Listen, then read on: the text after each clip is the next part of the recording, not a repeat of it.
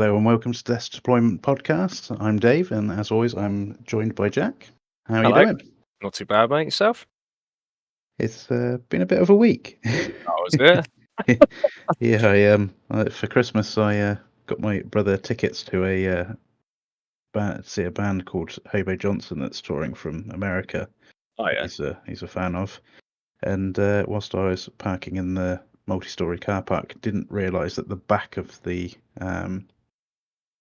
parking bay had like a little sort of like ledge bit poking out at it. So I went into it because I was focusing on the lines either side, and it smashed my back window of my car. Which Oh, yeah. 10 out of 10. Yeah, I saw a picture of that. It's great. yeah, it's all fixed now. But yeah, it's a bit like I can't believe I just done that. Like the funny thing is, if I'd driven into the bay rather than reversed, I'd have been fine because of the obviously the way your bonnet and that slopes. But yeah, so that was fun. Yeah. 10 out of 10. Good, good. How was the band, though? They're all right, at least? The band itself, They were he, earth-shattering. he was good. He was a really good performer. I like his music anyway. But he puts on a good show, live as well, which is nice. The support act, maybe not. Well, They weren't bad per se. They just I suppose they just weren't my cup of tea. They were very polished and sort of quite commercially. And for some reason, the singer sang with like a Californian accent, but she's British from Isle of Wight. all right. Yeah, so All I didn't right, really yeah. get that one. And like to share a lot of very personal information in between tracks, which Fair shout. Yeah, you got bit to odd, connect but with you. Got to connect with your fans, mate. yeah. Like, But I think there might have been an ego thing there because you could see the guitarist and the drummer were both singing as well, but I think she might have turned their mics off because you couldn't hear them. But yeah. Anyway, yeah, fair shout. yeah. How's your week been? Yeah, not too bad, mate. It's been working really, so nothing super exciting. It's the Classic. standard week, yeah. Oh no, no. Well, I mean, I got some games in, so there was that. So Oh, nice. yeah, so got some heresy in. So I got a bit of heresy in on Wednesday, which was pretty good against Peter. So we played last week, and it was pretty not a super convincing win to me, but fairly convincing. Yeah. So and then I played the same list this week, and he absolutely crushed me. So, Was that with his so Dark Angels? yeah, so last week I played. He had his word bearers. So he was playing the Dark Brethren. So the one you got to sacrifice things. Oh yeah. So yes, we did that one. And I was playing Scoring Brotherhood. So I Oh, just had cool. everything on bikes and land speeders. It's pretty sweet. So, but he picked like my multi-motor jet bike unit for the sacrifice unit. So I just Okay. fucked him off into the corner so he couldn't kill him. So he's just taking Perils of the Warp on his units. And then like the end of the game was just like, so he obviously failed to get the sacrifice off, so he had to take the Perils of the Warp. He went on his Praetor and killed him. Oh, And he was just like, so yeah, fair enough. ouch. Yeah, so it's a bit savage. But yeah, and then I played some Lord of the Rings with Clint last night. It's pretty good. Oh The yeah, I dwarf. heard about that from Ollie. Apparently, you were bullying people with dwarves. I don't know. It's not bullying, right? It's just dwarfs. Just dwarves. It's just dwarfs. Yeah, did Kingdom of Moria against Mordor. I didn't even know you had a dwarf army. To be fair. Yeah, see there you go. Yeah, I've got like so it's like a Balin's expedition. Yeah. So I've got them. So yeah, it's pretty cool. Sweet. But yeah, it was a bit like so I think it's a bit brutal for Clint. Like it's just King's champion and Balin were just smashing for everything. So I think I killed like obviously my other stuff was doing as well. I think I killed like 8 orcs in the first turn and lost nothing. Clint was just like, oh shit. Because it was contest champions, you both deploy in the center line. But you both deploy Right. your leader and their warband on the center line, then you roll to see where everything else goes. Yeah. So we ended up pretty much deploying with everything along the middle, kind of 2 battle lines. Brilliant. And then Clint charged into me, and it sort of just bounced off because his army's mainly Morannon orcs. So like against most armies, Moran and Orcs are obviously really good Yeah. because you got the extra point defense and the extra point of strength. But against dwarfs, that doesn't mean anything. Yeah. Because dwarfs are all pretty much everyone's defense 7 anyway. So F strength 4, boys. yeah. So the strength 4 means nothing. And then the extra point of defense and Moran Orc kind of means nothing because all the dwarfs are, although except the warriors are strength 4. So the warriors are just shielding and like pushing people back, and the Khazad guard are just cutting people down, and the what they call the Vault Wardens. So even if he wins a combat, he's still winning on 6s, so it's really difficult to do any damage. Yeah. So yeah, it was a bit savage, but we had a good game anyway. So That's the important thing. As long as you yeah, had fun. yeah. So I did feel a bit bad. I was like, oh, sorry. It's like yeah, it's like oh shit. But yeah, it was all right. It was all right. You got many games in the last couple of weeks? I had a game not this week just gone, but the week before, against Aaron. Oh yeah. And yeah, took my Ultramarines over to his, and had a game against his new Thousand Sons. Oh, cool. Yeah, it was a bit again. It was very brutal, and I felt bad afterwards. Oh really? Yeah. I the first turn I moved forward, unloaded my plasma tactical support squad out of a rhino, and gunned down his contempt dreadnought Ah, first turn. And that's kind of how it went for the rest of the game. He had 2 units of the what are they called? The Thousand Suns guys with the 2 swords. the Kanatai. That's it. Yeah. He had 2 units of those, and they really did try against my suzerain, but Hmm. yeah, it wasn't their Oh day. shit, that's Yeah, surprising. Last time we to be played, I think Thousand Sun, the Kanatai were just like kicking the fuck out of Suzerain. to be fair, there was one round of combat with, I think it was the second unit, because he went in with one, I took them all out, and then he went in with a second unit. And I think it was with the second unit he did get a ton of attacks in, but missed a ridiculous amount of hits. Oh shit. And it was like, oh, okay, I think I'm going to be fine now. You're not. But yeah, and then yeah, but I think it's the last turn of the game. My Xiphon didn't turn up until turn 4. He was just sat at the back, then about doing his thing. But yeah, he came on and helped me take out the final unit. So the final turn, I did table him, but yeah, it was fairly brutal. And I think having the ability to, so I was taking the Ultramarines Rite of War. Oh So yeah, obviously change your order out. yeah, so I put my order in to make everything +1 weapon skill. So all of a sudden I got weapon skill 6 suzerain. Whoa. Yeah, not nice. Yeah, that's well But nasty. yeah, so yeah, had a game. It was, we had a good laugh and chin Yeah. wag as we were playing, and Yeah. Do you think Thousand Suns seem like a little bit weak now that the FAQs stopped them being able to cast as a reaction? uh, Like, I feel like it's made them like it's a real. I know it obviously. I it sort of see the idea behind the FAQ, but I think it's Thousand Suns specifically. I think it's really gutted them. it didn't. I don't think it really came up much in our game that much. Okay. But I don't know. Maybe it's yeah. Well, that's right. Yeah, it's just interesting. Like I said, I've played a few games against them since the FAQ, and they do just seem to be a lot a lot weaker now. Now that they can't react, they can't do react casting. Mm. So it's just sort of interesting thing. Sorry, sorry to cut you off. Carry on. No, I was just saying, yeah, that's the only game I've played since, since they brought in that FAQ against Thousand Suns. So I've not really seen the, noticed the difference, and I don't think what Aaron took really made a difference. Oh yeah, fair. to that. But Oh, cool. Nice. uh, So is that the only game you played recently, or have you done a few more? that's the only game I played in this new year.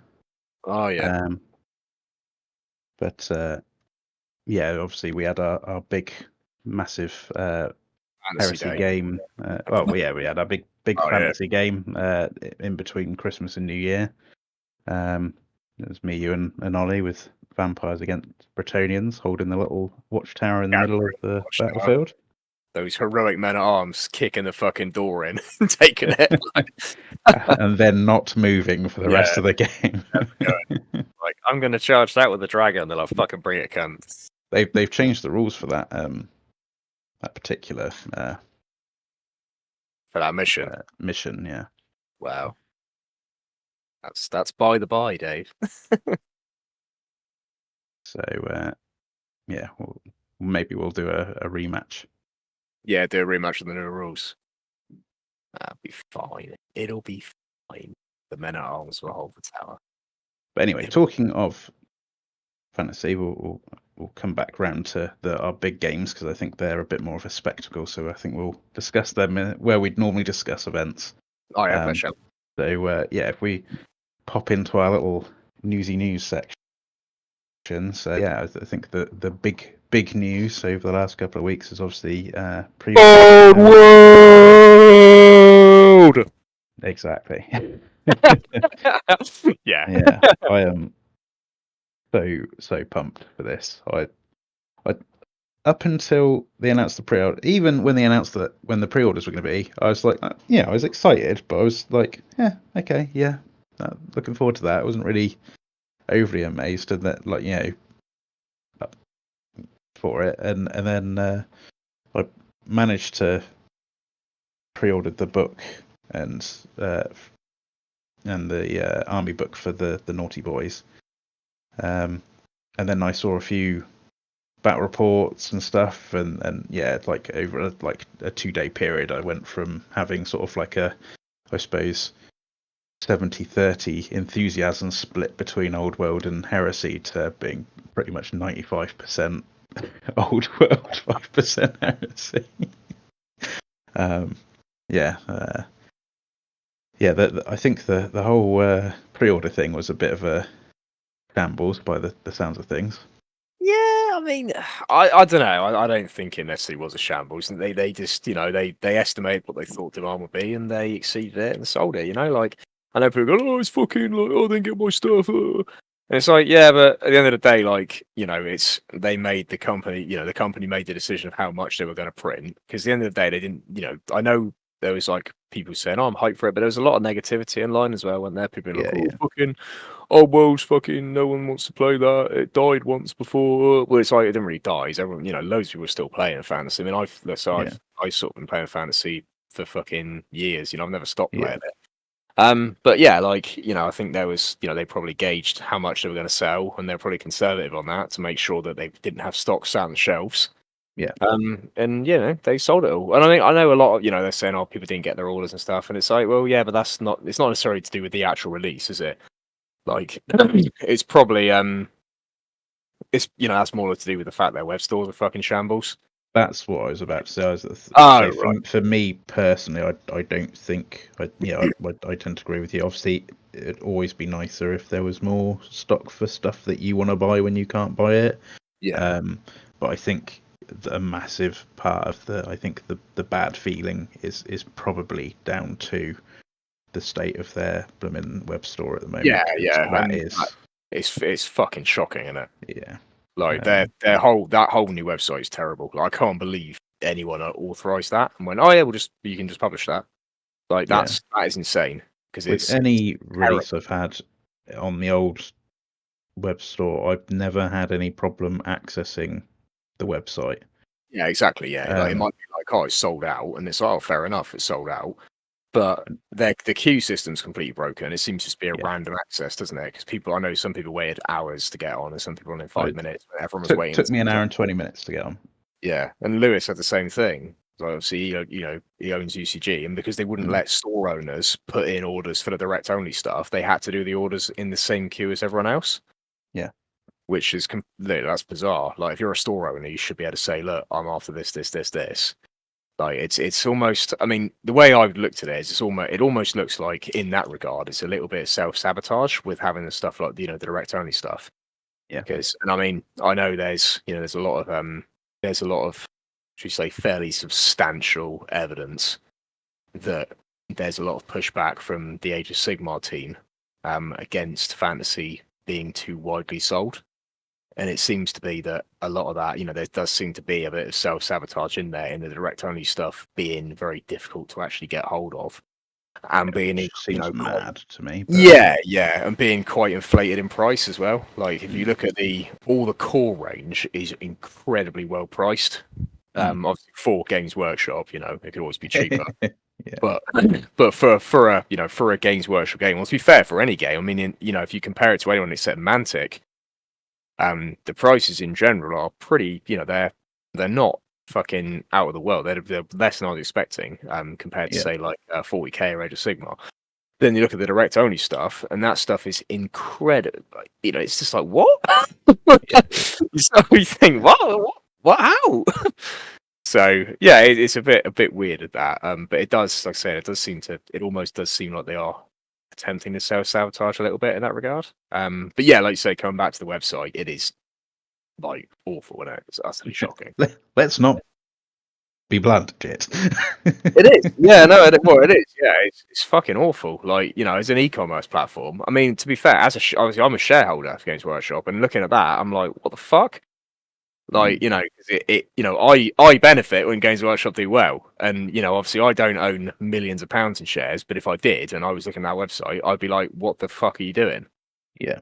Because you want them to sell product, and then I mean, even me, and obviously I've been playing 40k in Heresy and in Fantasy for like 20 years. Yeah. So if I go to search for something, I know what I'm looking for, and even then, if you put in Mark III Marines, I don't know if this has changed now, but you put in Mark III Marines, it wouldn't come up, Yeah. or you put in Mark VI, it wouldn't come up. You had to spell the exact name of the box for it to appear. And you're not gonna, if you're just like buying something for your kids or something, or if you're just looking to get into a game, you're not gonna put in MKIII Tactical Squad, are you? Yeah. Yeah. Exactly. It's not gonna happen. So, and it's the stuff that I know they sell, and I can't find it by searching it on the web store, and you just think that is like that's terrible. That's awful. It's just I think the search function has improved a little bit since they released that new version of the site. Okay. I think it's still pretty dire. Yeah, it's not good. Yeah, from a business perspective, it's not. Yeah, it ain't good. And yeah, I can imagine that's caused a lot of problems. I think it did with I know there's a lot of rage this morning. People kicking off about not being able to get hold of the End of them Death. So much rage. They were in the queue, and other people got in, and they didn't. I think also there's a lot of people who were saying that quite a lot of the stock went to scalpers. Apparently, there's screenshots of scalper bots getting like 11 copies each of which is bad because I think that's again another thing that GW isn't great on, is trying to stop scalpers from. I know it's difficult to do, but I don't know, other places seem to have better, the sort of third party companies seem to have better ways of dealing with it somehow. But yeah, so a lot of people who've got complete collections apart from this last book of the special edition one, and they've missed out, which is sad. It's sad. I mean, it's also not the end of the world, is it? Like, I've seen some like posts. I saw Adam was showing me some stuff this morning because I went to see a job with him this morning. And I was driving. He was like, "Oh, look at all this stuff at the End of Death," and it's people like proper losing their minds about it. Yeah, and it's like it is only a book, mate. Like, there's like a fucking war going on in Ukraine. Like, there's people fucking starving. Like, the ecosystem's collapsing. It's like mass poverty, and you're worried about like not being able to get a book. It's like, Well, it's not even not getting the book; it's getting the leather-bound version of the book. yeah, yeah, exactly. Yeah, like, it's annoying, but it's not to the level of some of the rage stuff that I've seen people putting out. Like, it's like utterly ridiculous level, like proper kick and that stuff. I just really, and people will because they're fucking idiots, but I really hope people just stay away from the quite obvious scalpers selling it. And Yeah, no, yeah, because because if people don't buy them, then they're gonna not get involved in future stuff because people they're not going to be making the money. yeah. Talking of And which, been fucking awesome seeing all the fantasy stuff coming out at like a way lower price and seeing all the scalpers panicking on eBay. yeah, That's yes, like that's brilliant. yes, Stuff yes, like is I've seen the prices are still high, but every now and then I'll just go on and check and be like, yes. yeah, beautiful. Yeah. But yeah, like so I think it'd be nice to see the scalpers suffer a little bit.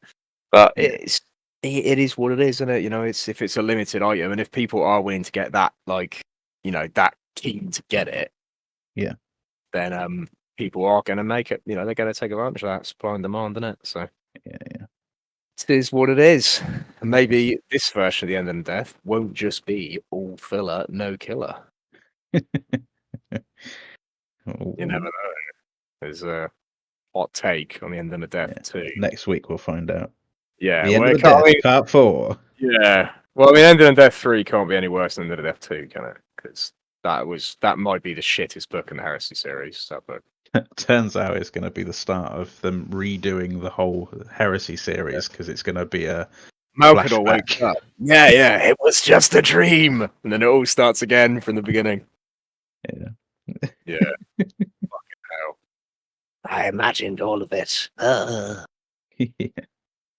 It's just a dream of just some random low-level wizard in the old world. Yeah, I'll be right. I mean, the Dark Angels books weren't canon.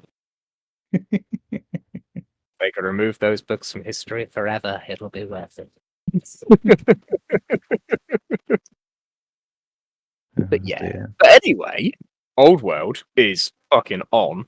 Oh, yeah, I am so pumped for that. And as much as I've seen people obviously moaning about sort of influencers getting copies of the game early and stuff, and then other people not being able to get pre-orders because they haven't got enough stuff, it's like, it's only really a handful of them. It's not them having it isn't really going to be the reason that they ran out of stock before you were able to put your order in, really. Yeah, But that's fair. it's just really nice to see the people getting into it, and I've watched quite a few of the different battle reports on from different YouTube channels, and there's always I was kind of expecting all of them to be Bretonian, Tomb Kings, that's it, but actually quite a lot of them have tried different armies out and different Yeah. scenarios. I think Mounted Miniatures and Mini Wargaming have done a really good job on that, haven't they? Yeah. Have you seen their one that they've done from the Arcane Journal for Bretonia? I don't think With the so. Exile army? Yes, no, I have. Yeah, Yeah. yes, yeah, That was yeah, so cool. Like, yeah, just the whole fact that they said it gives you all the lore leading up to the battle, but instead of you recreating a battle they've written about, it's the lore stop battle, and yeah, your game is deciding what happens in that battle. And I think that's it's a small thing, but it's a really nice touch, I think. yeah. Really cool. Yeah, and I think they've tried to go out their way, haven't they, to show as much of the game as possible.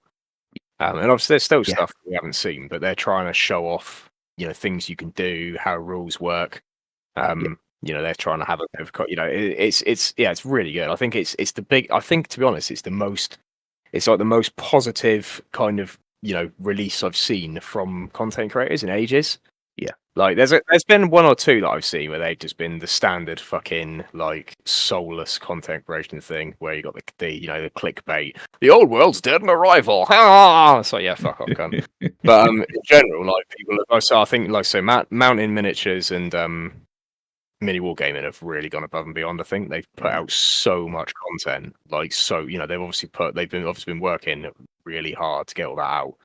Yeah, They've put so they much were still quite hot on base 6th and 8th edition fantasy, so Yeah, they kind of were. makes Yeah. it they're Mm. invested in it. But yeah, I agree that the amount that they've put out for it, and apparently they're going over to Nottingham for the release weekend, and they're Yeah, going they're to doing try all and the do the start. the Yeah. massive battle. Yeah, that's awesome. That. So yeah, no, Yeah, I'm really, like I said, it's been really nice seeing that, and as I said, it's really nice to see the positivity of it all. yeah, Like there's just been, as I say, you had the couple of clickbait people being like, "Oh, fucking," but in general, it's like the sort of the YouTube community, as it were. And I think, to be fair, it does go to show that a lot of the creators that do the fantasy content are often the most. I'd say they're the content creators I like watching most. mm, Like they're all really passionate about about playing the game, painting the models, the lore, just having like an enjoyable time, as opposed to sort of some of maybe the 40k ones where it's very much about it's like smashing your opponent's face in or moaning about what Games Workshop's fucked up this week. yeah. Um, or like with some of the heresy creators where they're moaning about how much they hate Games Workshop despite constantly getting their product. It's like, okay. All right then, sure. So yeah, no, it's like I say, it's really cool to see that, and I'm sort of hoping that a lot of those creators that do the fantasy content are going to be able to keep going. Um, and yeah, because I mean, like I say, Man of Miniatures, I mean, mini wargaming. I stopped watching their stuff for quite a long time. So I don't know, Yeah, I sort of for a little bit. But their fantasy stuff's been amazing. yeah. I, So I was the same, and similarly, when I sort of came out of 40k and got more into heresy, I stopped watching tabletop tactics because they only did yeah, 40k, and then they started doing Age of Sigma, and I was like, oh, that's cool that they're branching out, but obviously it's still not a game I really play. yeah, So the fact that they're now getting heavy into fantasy because they're into old world because there's for quite a lot of them. They're saying, this was the first game that got them into Warhammer, full stop sort of thing. So they kind of want to get involved with it, and so it was nice to see them do a battle report, on Old World, and it was quite fun to watch as well. No, it was really Yeah. cool. Yeah, I'll tell you. I know we're just going through content creators now. But do you watch any of Luke Blackseal's stuff? No, I don't I've, think so. I've put a couple of his videos in the chat, and he's really funny. He's like he just does these really like over the top like intros to all his videos. Brilliant. He's like a fairly competitive fantasy player. Oh, Uh, okay. but it's not like like sweaty fantasy. It's he plays like I say he's obviously quite a high level player. And he plays Bretonians and Chaos. Mm. Um, he's called Power Metal Painting on no Power Metal something. Power Metal Mini Painting maybe on Instagram. So it's worth having a Okay. little look. His models are awesome.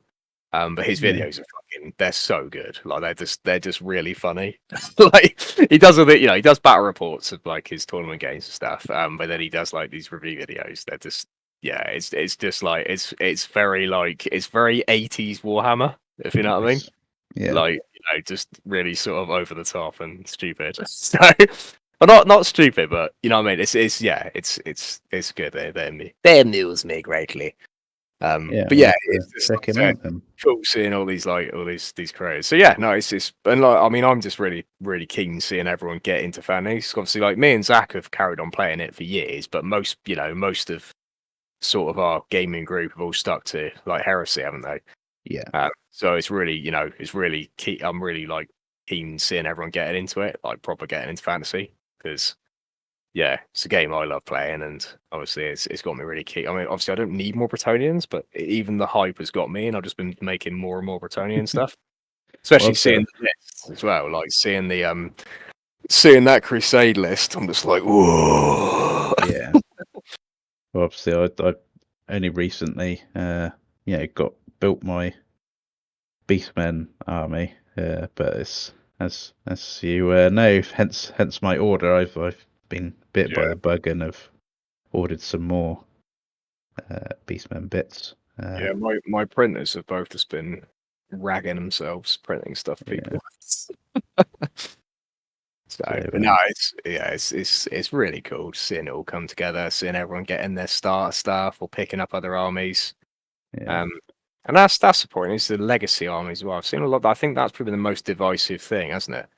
I've seen a lot of people being like, because Games Workshop put out Yeah. the statement about legacy Yeah. armies not being legal. It's like, oh no! And then every single independent organizer has been like, yeah, get fucked. Yeah. They're like, no, and I think most of the community as a whole has been like, yeah, well, obviously you can just play the legacy factions and they'll be fully legal. And at the end of the day, if anyone actually, if you went to play a game with someone, they're like, oh, you can't use that army because Games Workshop said it's not tournament legal. It's almost like a signifier to not play that person, isn't it? Yeah. Like it's like a code word for I'm a massive twat. And you're like, oh, cool. Well, I'm just gonna not play you then. Yeah. So I suspect that is going to last all of about 6 months. And I mean, I guess the people that are going to Games Workshop official events, if they're not allowing legacy armies, maybe that's where those people will go. But that's, if anything, it's like cool. Well, I'm just not going to go to Games Workshop events then, because like, why would I want to go to a Games Workshop event if it's not going to allow people to use all the armies? Yeah. I've seen a couple of little online arguments on various comment sections about the legacy ones, and then it spilling over into the it's the same as people using like proxies or third party 3D printed stuff, Wow. and it's Can you like, imagine really? being that thick? Yeah.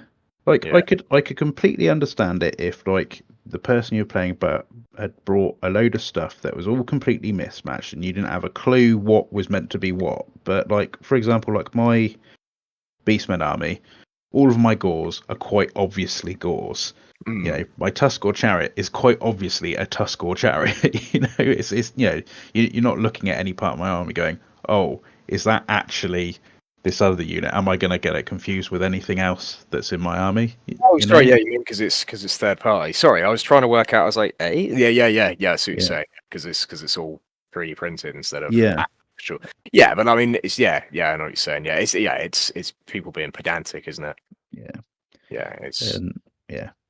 but it's again, it's been quite nice to see the majority of the fantasy community being like, nah, mate. Obviously, you can play your legacy army. Yeah. Yeah. And I think it's the same with base size as well, isn't it? Like, if you want to increase your base sizes, do it. But I don't think everyone needs to worry. Like, if you're sort of just getting into fantasy or you've got an older fantasy army, you don't need to worry about redoing all your bases, and you don't need to worry about if you've got a legacy army or not. Like, no one's going to care. And if they do Yeah. care, that's a red flag not to play with that person. Yeah. Like, I don't think there's going to be any events that are going to, apart from Games Workshop official events, which normally aren't very good anyway. Well, yeah. I say that actually, the Lord of the Rings ones are fantastic. They are really good. But do But they? But do they enforce ridiculous rules like that? well, they don't. No, they don't. No, but the Lord of the Rings ones are excellent. I will say, the Middle Earth team do a really good job. But It is a bit surprising that they've taken that stance, though, seeing as they've been like the opposite with legacy stuff in Heresy. I think it's probably because partially it's different teams. And I suspect there's a marketing thing behind it. As I say, I think it's to do with they're very, very obviously trying to keep Fantasy and Age of Sigmar separate. Mm. And obviously, all the legacy armies are armies that still have Age of Sigmar stuff. Like they've got a faction Age of Sigmar. I mean, Dark Elves a little bit different, but they're still Daughters of Cain, aren't they? So most of their stuff is still in Sigmar, and I think it's Yeah. and obviously Chaos Dwarfs as well. They're rumored very heavily to be coming out in the next edition of Age of Sigmar as a full release. So Okay. that would explain why they're on the legacy list. And obviously, I mean, obviously because they're Forge World as well, and they stopped being, they stopped selling most of them. It just seems really funny that they'd get funny about that when all of their stuff, sort of bar flying dwarves and Stormcast from fantasy anyway. Yeah, but it's this, I mean, obviously it's been quite a while since they sort of tried to replace Fantasy with Age of Sigmar, Yeah. and I bet there's a lot of people because it's all different departments, isn't it? And those departments have got to meet targets, and I Yeah. would assume the people that are very highly invested in Age of Sigmar because that's their job are probably like, look, we want to keep Age of Sigmar separate from Fantasy because they want to prove that it's a product that's doing well and of its own accord. I mean, that's by the by. I'm not quite sure that it is going to do that well. I'd be very keen to see what the sales numbers are in Age of Sigmar compared to Heresy and 40k. As I've got a strong feeling it's performing very weakly compared to those two. But I'd see, I reckon that's what it is they're trying to keep sort of the divide between Sigmar and fantasy. Yeah, just seems to fuel more divide between the players of the system, because there seems to be this whole thing of, oh, if you like fantasy you can't like Age of Sigmar, which is ridiculous. If you want to play a game, It's that is really weird. Yeah, and I hope that kind of feeling doesn't it doesn't. I know you're saying it, the sort of having a divide almost stokes that a little bit.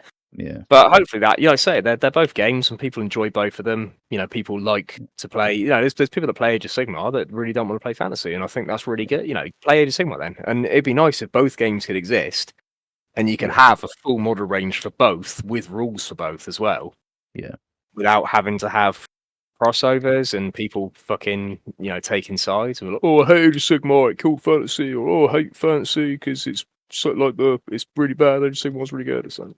There's no need, because Games Workshop as a whole is going to sell the models, aren't they? Yeah. They're making money either way. So it's I would assume it's more a case of a department thing where they want to keep it separate because they want their sales figures. They want to be they sort of want to justify their existence, that sort of thing. So A bit annoying, that's all. Yeah, it is a bit annoying. Yeah, and like say coming out with something and saying things like, "Oh, they won't be tournament legal," is just daft. But again, tournaments, just don't go to tournaments, innit? Or don't go to Games Workshop tournaments because every other tournament is going to allow them. It's. I doubt anyone's going to be like, "Oh, you can't turn up with your Dark Elf army that you were playing at the 8th edition tournament 2 months ago." It's like, nah, it's not going to happen. Like, or you can't turn out with your Skaven, even though you can buy every Skaven model still from Games Workshop. It does seem a bit cheeky, doesn't it? Like, oh, we've ignored this game system for the Everyone's or whatever, but now we're going to tell you how you can run your events. Hundreds of people that are playing it, running events for it, running leagues, you're balancing it. And then Games Workshop turns around and goes, "Oh, well, you can't use those armies." It's not. But yeah. Anyway, moving on from that level of negativity. It's on the positive note, because that's the funny thing is what we've just discussed. That's one of the few negative things about the whole release, isn't it? Yeah. Because the game itself looks really good. Then there's probably a few little bits and pieces, and I expect there's going to be like a fairly quick FAQ. Like I've noticed a couple of things in some of the books. Obviously, I've not got the books in hand, but obviously they've all appeared on Reddit and YouTube and all that.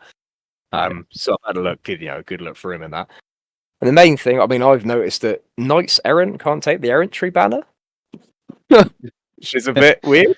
Like it's like, oh, okay, like that's probably a mistake. So I can give it to Grail Knights, not Knights Errant. It's like, okay, so that's probably a mistake. There's something else as well. Oh yeah, the Virtue of Duty. The guy with the Virtue of Duty can't join a unit, but his point is to give combat res to a combat. So it's like, it's a bit like, so it sort of looks like maybe they copy and pasted it from the Virtue of the Penitent and just forgot to delete that last line. Maybe. So yeah, and I think there's a few little bits like that throughout the books where there's probably going to be like a little FAQ for it. But in general, like the game looks really good, doesn't it? Like the no step up's quite divisive, isn't it? Like Ollie was saying about that earlier, and I'll see how it plays, but I'm a little bit dubious of that. Just because it might lead to a negative play experience for some players. And it's like we were saying, obviously, I've been playing Bretonnia for a very long time. I know they've been considered as a pretty bad army, but I don't think they're that bad now anyway in 8th edition. I think they're okay. But I know they're considered as a weak army overall. And they've obviously been quite heavily buffed in this edition. Yes. And that plus no step up might lead to a slightly unenjoyable play experience. If I'm playing against people and I just kill their front rank and they can't strike back. And then I kill their front rank and they can't strike back. And then I kill their front rank and they can't strike back. It might be a little bit unenjoyable. So I'm surprised they removed that, to be honest. Like I thought Step Up was a really good addition in 8th edition. Yeah, I thought that was one of the best things they added to 8th edition. I Steadfast obviously was one that was quite divisive, and I like what they've done now. They sort of got like a pseudo Steadfast, Yeah. but not quite. I think that's really good. But yeah, getting rid of Step Up's an interesting choice. So it'll be interesting to see how that plays out. Do we know if the bit where you push back an enemy and you Yeah, pursue into them, does that yeah. count as a fresh charge, or Yeah, is that so just moving up? pursuing into them does, but if they just give ground, it doesn't. Right. So if they lose a pass the leadership test and then they give ground, then you push into them. That doesn't count as a fresh charge. But if Right. they fall back in good order and then you charge into them, it does count as a fresh charge. So you'll get your +1 initiative for every 3 inches you go into them. Yeah. So, and obviously you get your lance bonus as well. So if you've got knights, they'll be strength 5 again or strength 6. They're ground knights. So yeah, so they'll provided they break the enemy, or they push them back, obviously, then they'll. And if you're getting a charge with a knight, you'll win. They're most likely to fall back in good order because they're going to be, unless they're really high leadership, then they're probably just going to fall back in good order. So then you'll get your charge again, and it'll be rinse and repeat. But obviously, I mean, I'm saying this, I haven't played the game, so I don't know. I could be completely wrong. That's just theory craft. That's what I'm a little bit worried about. Like, I don't want to play people and be like, oh yeah, playing Bretonians, I'm going to smash you. But it might, it might not be like that. So hopefully it's not. Yeah. Because it'll be, with units with stuff like shield wall and with stubborn as well. So I think shield wall and stubborn are pretty important because then you can sort of negate that pushback ability quite a bit. And then if obviously the Bretonians don't break you, then they've lost their lance bonuses, and then suddenly they're in trouble. Yeah. So it might be that. What? But anyway, What our shield walls say, my beastmen. yeah, well, exactly. But yeah, saying that, like the move phase stuff looks really good. I love the stuff they on the marching columns. I love how fast cavalry work now. Yeah. Like that's fantastic. Like, they really feel like fast cavalry. Like they're just whipping around, firing bows at people, getting out of there before they get charged. But that's so good. Foodie boys. Yeah, like that looks great. And again, the like push and pull mechanic in general in combat, I really like the idea of that. Like stuff just Yeah. doesn't just break and flee immediately and get cut down. But so it's a nice. It seems to be a nice middle ground between 6th edition and 8th edition. Because 6th edition, you had the whole, you would just break and die, so there was no point taking big units because there was no step up, no steadfast. So you'd have your 50-man unit spearmen. 5 died, you broke, you died. And then 8th, there was the whole, the concepts that sort of elite units weren't very good because they would just get blunted on large steadfast units of chaff. Yeah. Oh, sorry, not units of chaff. You know what I mean? Units of just like scrap. I guess chaff. They're not really chaff, but you know what I mean? Like cheap units like swordsmen and spearmen and stuff. Yeah. So yeah, I think it's a really good middle ground. So you win a combat and you keep the momentum going. So you keep fighting. With an elite unit, you will keep doing the damage, but you're not just gonna break a unit and instantly kill it. Yeah. So yeah, it looks really good. I'm not, again, the magic I'm a little unsure about, but see how it plays. It's going to be nice and simple, I suppose. But it's not quite as fun as the 8th edition system. I don't think. Seems a little bit. It seems to be still effective, and the battle reports I've been watching, there have been moments where it has made a big Yes, difference. it seems to make a difference, but it just doesn't seem as thrilling as the 8th edition magic phase. Yeah. I get what you mean. That's a really fun game experience. I think the 8th magic phase is that it's really tense. You're trying to kind of play each other off with the amount of dice you've got. You're like, oh, do I throw? Do I do this? Do I put this many dice into this? And yeah, so it's a shame to see that gone. I think the toning down of the effects of magic, I think, is probably a good thing. Yeah, I But I agree. agree that the loss of the power dice and dispel dice pools is sad. But yeah. Yeah, and it's miscasts are a lot less terrifying now as well, aren't they? Like, Yeah. it does, if you've got a wizard on their own, there's not much chance that anything bad's going to happen to them from miscasting. Mm. Whereas obviously in eighth, you get a bad roll on the miscast table, and you're like, oh shit. Yeah.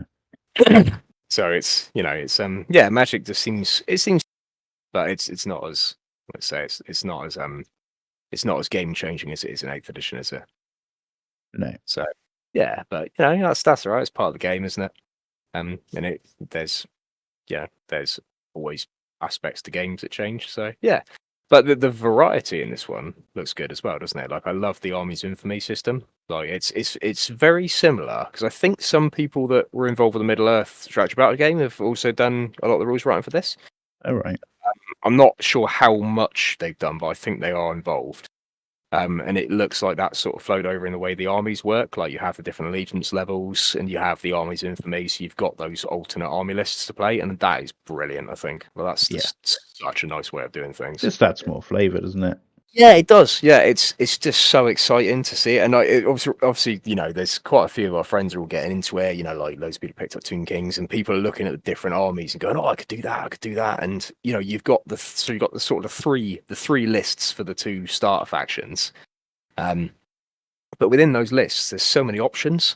Yeah. Of things you can do and things you can use to represent other stuff. You can go, oh yeah, I'm going to play a mortuary cult, but there's quite a couple of different ways to play the mortuary cult because you could lean into this. And obviously from the Bretonian side, I've been looking at the. I mean, I'm sort of planning out ideas of both of them, like because the Exiles list is this sort of their way of showing how you can play really old school Bretonians, like the Yeah. fifth edition. No, probably before fifth actually. I think fourth edition, where they used to have, in effect they were kind of, they were a true like medieval army. So you had Mm. crossbowmen with pavises, you had the bombard, that sort of thing, like the slightly, the slightly better trained soldiers, that sort of stuff, and that's all in the Exiles list. But then they've Cool. expanded that. Yeah, it's mate, it's awesome seeing all that. But then they've kind of expanded it to kind of include, as well as being able to play an old school Bretonnian army as well. You can play as obviously the exiles, what they're supposed to be, which are knights that have been thrown out of Bretonnia for whatever reason, and you have to regain the blessing of the lady with the knights. So you don't start with the blessing, but if you Yeah. do like a heroic act, you gain it. So they're kind of trying to prove that they're still worthy, sort of thing, and that's so cool. That is very cool. Yeah, I love that. And then having the Border Prince Brigands, which are kind of just your DIY unit that you can use to represent sort of mercenaries, sort of just like scumbags, like bandits, that sort of thing, like or represent the older soldiers that you would used to be able to build with the old Bretonian lists. So if you were Right. maybe coming back to the game after like, I don't know, 25 years or something, you could play your original Bretonian army using the Border Princes list, and that's really cool. Yeah. But so that's really got my attention. But the other, I mean, the Crusade list think's what's got my attention the most because just having a full Crusade army of all you got the Knights Errant led by the Grail Knights, sort of all just riding down the enemy, going into like the foreign lands, being like, ah! So that was a terrible description, but yeah, it's I've funny enough, weirdly, before I even knew the Crusade list was coming, I've still been doing like a lot of reading and watch a lot of documentaries on the Crusades, and it's a really Okay. it's a really fascinating time in part of history. Yeah. Sort of like the shaping of the modern world in effect. Yeah. And it's just it's a really like interesting and really cool kind of theme of just all these knights that have been gathered together and like just having like this full mounted force. Right, and messing with the rare and the special allowances as well. Like that's really interesting. Mm. So and it kind of gives a lot of like gives us some sort of inspiration for what could be coming in the future for the other lists. Yeah. 'Cause It's a that'll lot be lot of inspiration for being able to sort of do your own twist on anything. Just because you're picking up Bretonians or Tomb Kings or whatever, it doesn't mean that your army has to be a copy and paste of everybody else who's got, yeah. which is really nice. Yeah, yeah, and the allies system is going to be awesome as well. This is the first time we've seen allies in fantasy or like being able to sort of have a fully fleshed out ally system anyway for years, isn't it? Because obviously 8th edition had the rules for allies, but they're quite basic, weren't they? It was more the allegiance levels, and that was cool. I mean, I'm hoping Skaven and Dark Elf still have the rules about the breaking down of allegiance as the game goes on. Yeah. 'Cause that I really liked that. It was really fun.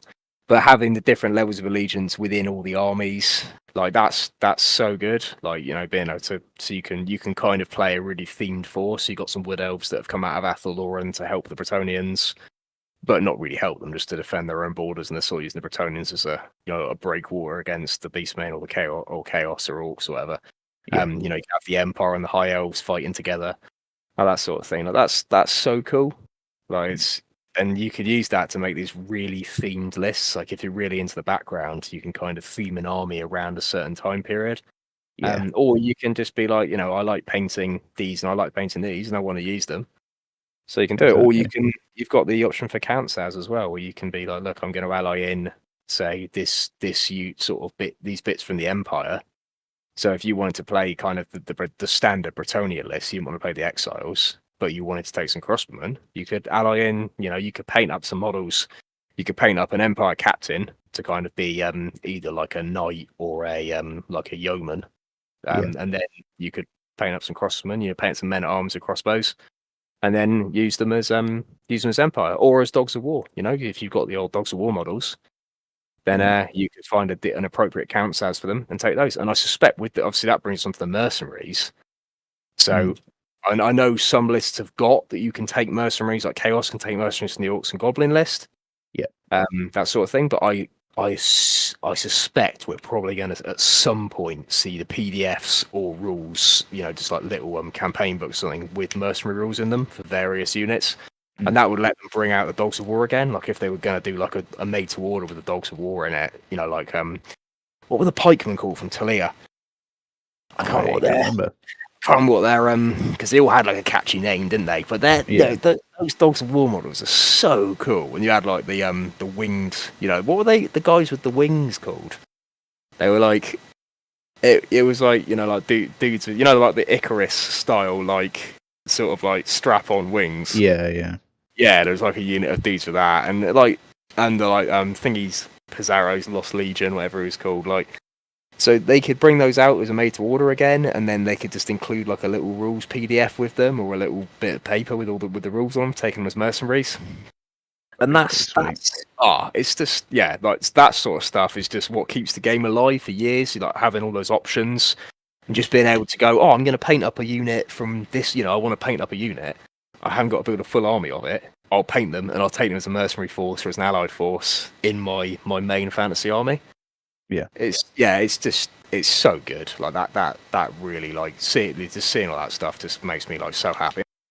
For so long, because that game's been going. I know it gets a couple of releases, but it's not like 40k where it gets a new book every month and new models and new rules constantly. The core game has stayed the same. I mean, I know. Well, the core game stayed the same for 20 years, but I mean, when it last got its last new release, which was 8 years ago, maybe something like that. Was it 8 years ago? The sort of the re-release came out with Penelor Fields, or is that a bit less? It's got to be about that long. Yeah, it's a long time ago. So the rules haven't changed since then, but every now and then, obviously, because it's got these really deep allies charts and all these different ways to play, and then occasionally they'll bring out a book with with the legendary legions in it, so it mixes up how you can use your force, and that's kept the game. I mean, it's so fresh, and every time you go to an event or you go to a tournament, all I know there are some lists that they caught sort of recently. Assault of Lothlorien was really strong, but in general, every time you go, you see different armies because people go, a lot of time it's just they want to paint these models, but it means that they can paint the models they like and they can play with them all. Yeah. And that's then the rules are built in such a way that you can do that in a balanced way, and that's brilliant. And seeing, if fantasy goes that way, which looks like it's gonna, that is superb. Yeah. So I think just the whole release just, keeps me keen really. And it's just me keen to print everything. I mean, I've had so much stuff queued up on the printer Yeah. print Wow. for this. You've got my list now. No, that's it. Yeah, I've got your list and these stuff to print. I've obviously printed all these Tomb Kings for Joe, and he's bought all the starter sets. And that is another thing, actually, to go on to that, is I think fantasy, obviously, it lends itself well to 3D printing, but people aren't not buying the plastics. Yeah. You know, it's not like people aren't going to Games Workshop or aren't going to their independent retailer and buying the models. They are, and they're also 3D printing stuff to supplement that. Yeah. And Yeah. I think I'm almost wondering if Games Workshop are aware of that. I think they know that people are going to do that, and that's kind of why they're doing the release as they are. You know, it's not a huge release. Obviously, the stock's limited to a degree.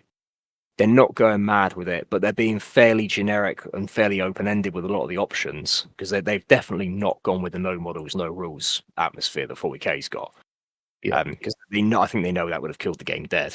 So they've, you know, it's obvious people are going to be 3D printing things, but as long as the game, you know, they've got their business model worked out to, I think it's going to be really successful. But obviously, it's because I've ordered a fair bit of stuff, and I'll keep ordering the new plastics. Obviously, I've already put an order in for the foot knights when they come out. You know, I've paid Lewis up for them, and I'm like, just get them when they come out.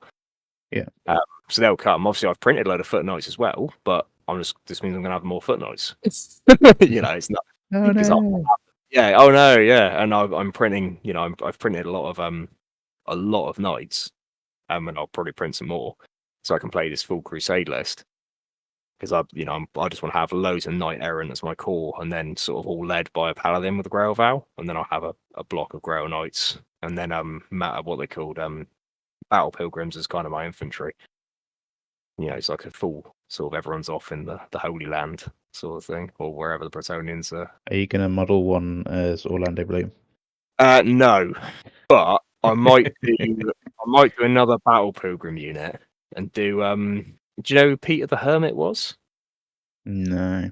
He was in, I think it was the third crusade, maybe the second crusade. So he was just some nutjob preacher, pretty much. So when the Pope declared the crusade, he was very clear that if you wanted to go on crusade, you should go to like your local lord, and then say you wanted to sign up, and then he would organize it, equip you, you know, and everyone would sort of go off together.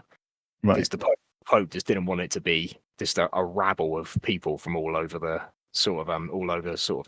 Europe just charging into the Holy Land. And Peter the Hermit completely ignored that. He roused up thousands of peasants who equipped themselves with whatever they could find and just fucking marched on. So, Brilliant. and obviously they, you know, I mean that is the, you know, they sort of went off of this like zealous further of like, we're gonna free the Holy Land for God. Which is exactly what the battle pilgrims are, you know, like they're just Yeah. complete nuts.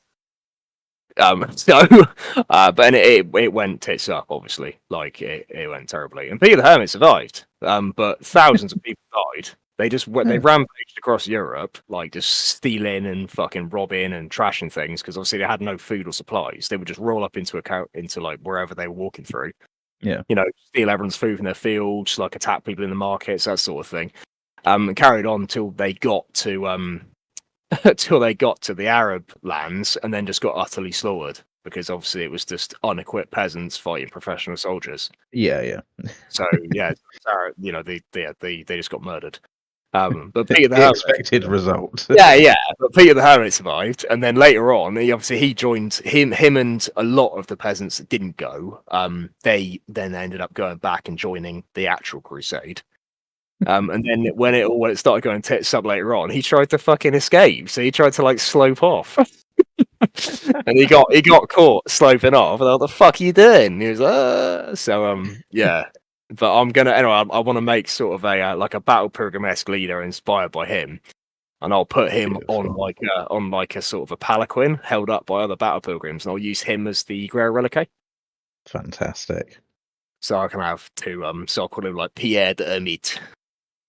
I wonder if maybe like having a look at I don't know if they still sell them or not, but the flagellants set, and so maybe you could use like one of those as a I like a don't base. know if they still sell them. They might do.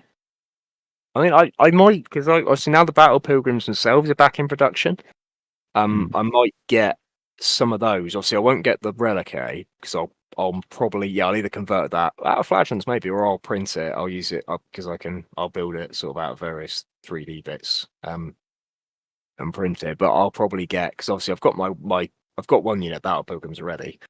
Yeah. Uh, but then I might get a unit of the old metals because they are really nice.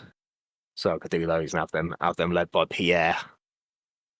So Yeah. Pierre de Emit. So you can be part of my yeah. Or I could use them as a because obviously got the yeoman what's it called? There's a new what's his name? The yeoman character, because there's a peasant character now, isn't there?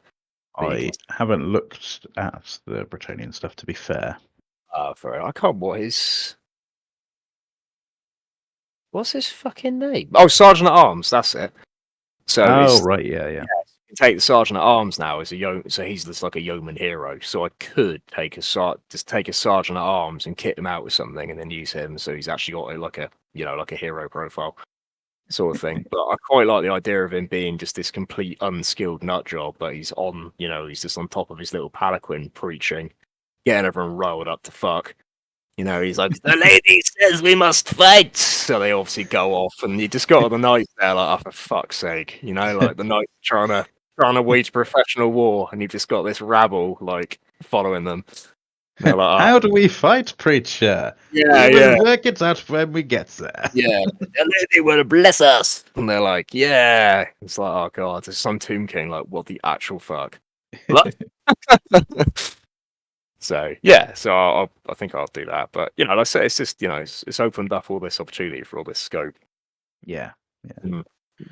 Yeah. I Yeah. am. I am well and truly pumped for it. I immediately put down the veteran squad that I was painting because I had to get the guns all done on those over Christmas, Oh, and nice. I'd also done half, probably over halfway painted a Goliath Necromunda gang as well over Oh, Christmas. you? Bloody hell! Are you playing And some Commander, are you? well, there's a local group in Bristol that meet up and have regular like campaigns and stuff. So I think they're current ones in its last like rotation thing. So I sort of messaged the group and they said like yeah like probably towards the end of January, beginning of February they'll be finishing up their current one and setting up a new one. So more than welcome to join that. So yeah, I thought I might paint up some guys for that because I don't know, just was thinking about it one day and was like, huh, that sounds quite fun to have that sort of ongoing, campaign sort of thing. Hmm. But yeah, especially as this year I'm going to be moving back to Bristol. Yeah, it gets me back in with a gaming group, Yeah. having regular games or something. I'll get on. That'd be fucking cool. Yeah. But yeah, I did so just have to check. Peter the Hermit was the first Crusade. oh, Yeah. Just had to. Wait, was it? Hold on. Because I said third Crusade, and I was like, it definitely wasn't the third Crusade. I was like, there's no way it was. It definitely wasn't. So yeah, it was the first Crusade. So yeah, Sorry. getting back to my point, Yeah, I was doing all of that, and after all this hype of pre-ordering and watching the battle reports and talking to people about Old World, it's just completely complete swallowed up take my on that. hobby enthusiasm, and I've dropped all of that, and I'm currently, as we speak, in fact, painting up the last few gores that I have that are not painted. Um, all in preparation for once my next order ready. Yeah, boy. Excellent. Yeah, no, I think it's done out for everyone to be, isn't it? Because like I say, we've got this event, haven't we? Quite soon, Heresy, and it's Yeah. James Orthan's Hope event, isn't it? And I've still got to paint fucking shitloads for that, but I've just been, and I don't need to paint any fantasy models. Like I've got plenty, but Same. I've just been like, oh, I could just paint more fantasy stuff though.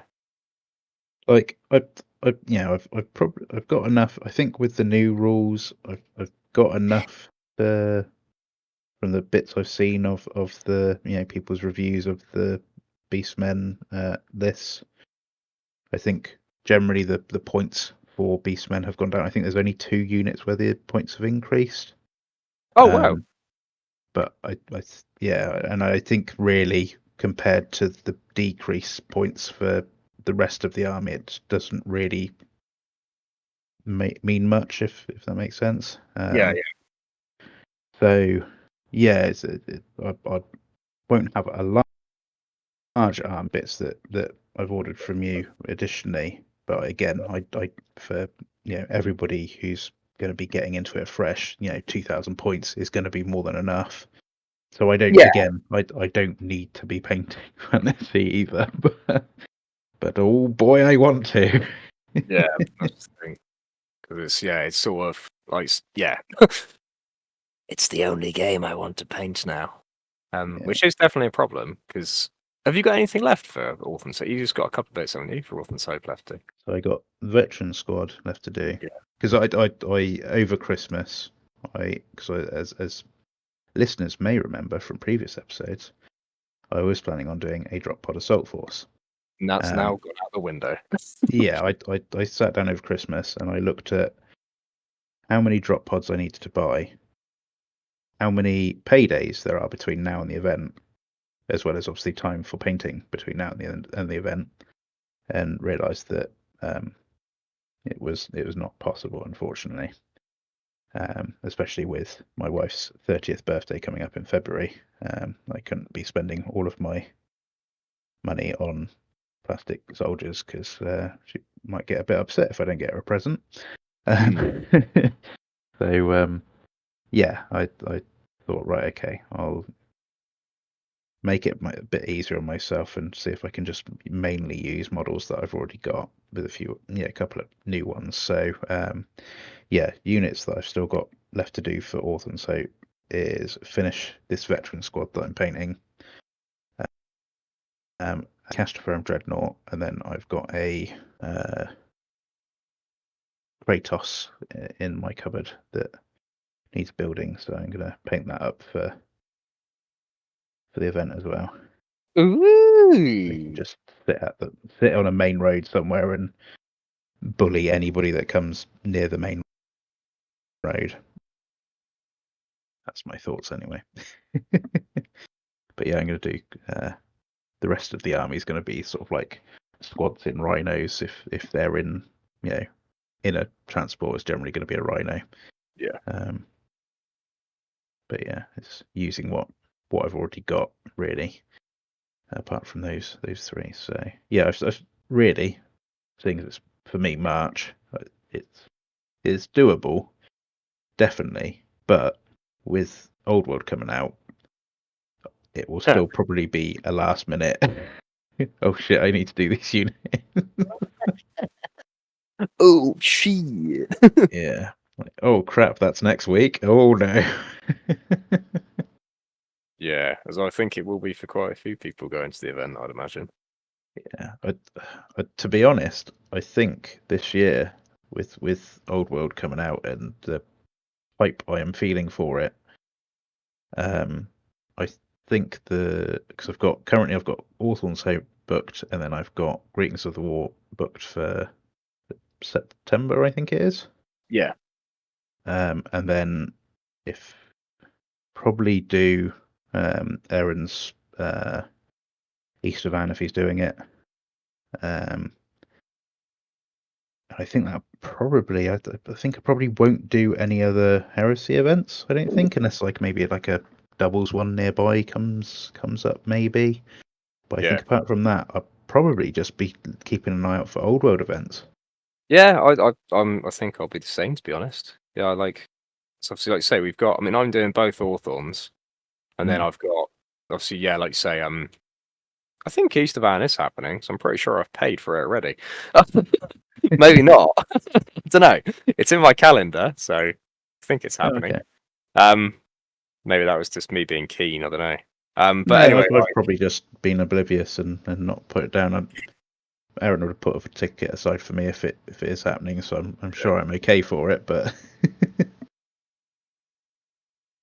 yeah, like you said, apart from the ones we've already got booked, yeah, I think I'll be the same. I mean, I'm gonna obviously I want to look at running an old world event.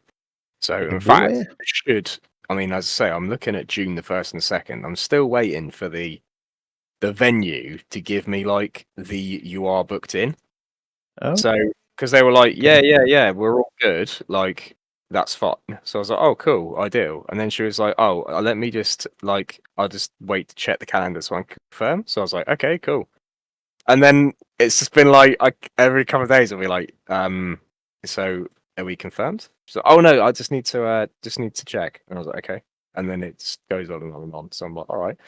So Okay. if the venue suddenly is like, oh no, actually we can't do it, then I'll have to find another venue. Mm.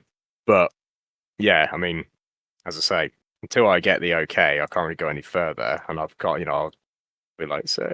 But once that's definitely sorted, then I'll get the event pack out, get the tickets up, and then yeah, look at doing Can that. So, I? Are we allowed go on. to know where the venue might be, or not really at Um, this stage? well, it'll be in Exeter, so I'm looking at it's a venue in Whipton. I'm looking at the minute. Okay. Oh, okay. So So it's around. pretty close to Yeah. my house. Yeah. So, I mean, I'd quite like to hold it at UCG, but obviously he's not really got the space, and it's very difficult, because he's got Magic in basically every Yeah. weekend. It's really difficult to book anything in there now. Yeah, and I Because think you need the space for fantasy, really. well, yeah, I mean, I think he would have the space if he didn't have everyone in there playing Magic, but I Right. don't think we'd be able to convince him to not No. have people in playing Magic for one weekend, because obviously Magic's so, it's that, UCG is, Magic's their thing. Obviously, they've Yeah, got the Magic community there. that's the bread Um, and butter for him, isn't it? yeah, well, it's not even just the bread and butter. It's just that's his core community. So it would be very difficult to convince him to to not have people, to not have that going Yeah. on. So yeah, so I don't know if I'd be able to do it at UCG. So it'd be nice to, but yeah. Just But that's say to him that what you'll do is you'll arrange it to be like a surprise for them, so they'll all turn up thinking that they're going to be they're gonna playing play Magic. Magic, but Yeah, and then they're actually actually they're playing going to Final be Fantasy. playing a much better game called Old World. Yeah, yeah, exactly. Yeah. It's like, oh, you're all playing Old World now, boys. Maybe that is the way. That's the answer. Forced conscription. Yeah, exactly. Yeah, you're into fantasy now. But as I say, yeah, unless I have to change a few things, it will be 1st and 2nd of June. And it will be 4 games over 2 days, 2,000 points. And obviously Nice. you will be allowed legacy armies. And what I will most likely do as well is, if there's obviously, when it comes out, there's stuff missing from the legacy armies, which I doubt there will be, but just if there is, if there's stuff that or missing from any army, in fact, that is in 8th edition and isn't in Old World, we'll probably put some get you buy rules in there in the PDF in the event pack, so you can play those models and units still. Because at the end of the day, I don't want people to not be able to come because they suddenly can't use their army for whatever reason. Yeah. Yeah, So I that's don't. fair. That's not going to be the case. We'll make sure that everyone can play. Everyone will be able to use their army in some form. So yeah, so it should be a pretty good day, and there's not going to be any competitiveness to it. You can try and win if you want, but I'll be running it on a very a heresy-esque viewpoint. So there won't be any prizes for coming first. Yeah. The prizes will be for the biggest prize will be sportsmanship, and then you'll get your prizes for modeling and painting as well. So your best army, yeah, that sort of thing. As it should be. So yeah, exactly, as it should be. Yeah. So once I know, tickets will be going live for that. And then provided that goes well, and we get enough support for that, I'll try and do one I'd like to do one sort of, maybe 2 a year, something like that. That sounds good. Which would be good. Yeah. So, but obviously that aside, yeah, I think realistically, because already the fantasy events are appearing, aren't they? Because obviously we've got that one in Bristol booked in now. Yeah, big Jim at Big's doing a quite casual one in April. I think there's spots left, so if people are interested, then check out his Facebook page. But yeah, he's doing a casual one day, a couple of games at 2,000 points ish, and yeah, it's only £15 for a ticket, so why not? You know. Well, this is it. Yeah, I think we're for for 3 games one day, in it should be good. Yeah. So yeah, I think fantasy is definitely going to take over as being the event game for this year. Yeah. And partly just because the fantasy events in general. Like I say, I mean, I don't get me wrong, I really love heresy events. But fantasy and Lord of the Rings events, I find for some reason just really the sort of the atmosphere and the general, yeah, just the atmosphere and the general games, and everyone's there because they they have a real passion for it, sort of thing. Yeah. They're just really enjoyable. So Yeah, yeah, that one we went to that Aaron ran on in yeah, November. that one That there, that was so good, wasn't it? so funny. Yeah, that was I lost that. every game, but I had such a good time. Yeah, it was just brilliant, wasn't it? Yeah, absolutely hilarious, and everybody was so so chilled out and just there to have a good time, and again, like as with quite a lot of events, all of the armies look just fantastic. Yeah, that was it. And even if they weren't like amazingly painted, like everyone had put like a ton of effort into them, hadn't they? Yeah, Like it was yeah, obvious that it was everyone's kind of, they gone out, they'd gone out their way to make the army they wanted to make. yeah, exactly. And that was really cool. It's just cool seeing all the different things people have done, all the conversions. Yeah, it's just really awesome. It's like the guy I played first, who had taken a Chaos Corn, Warriors Chaos Corn army, Oh and he'd yeah, done it all in the like traditional 80s bold bright colors with the you know Goblin Green. glowing green, goblin green bases and the really bright red armor and gold, sort of bright yellow trim, and the little like zigzag lines and flames and stuff. It just looked absolutely fantastic. Yeah.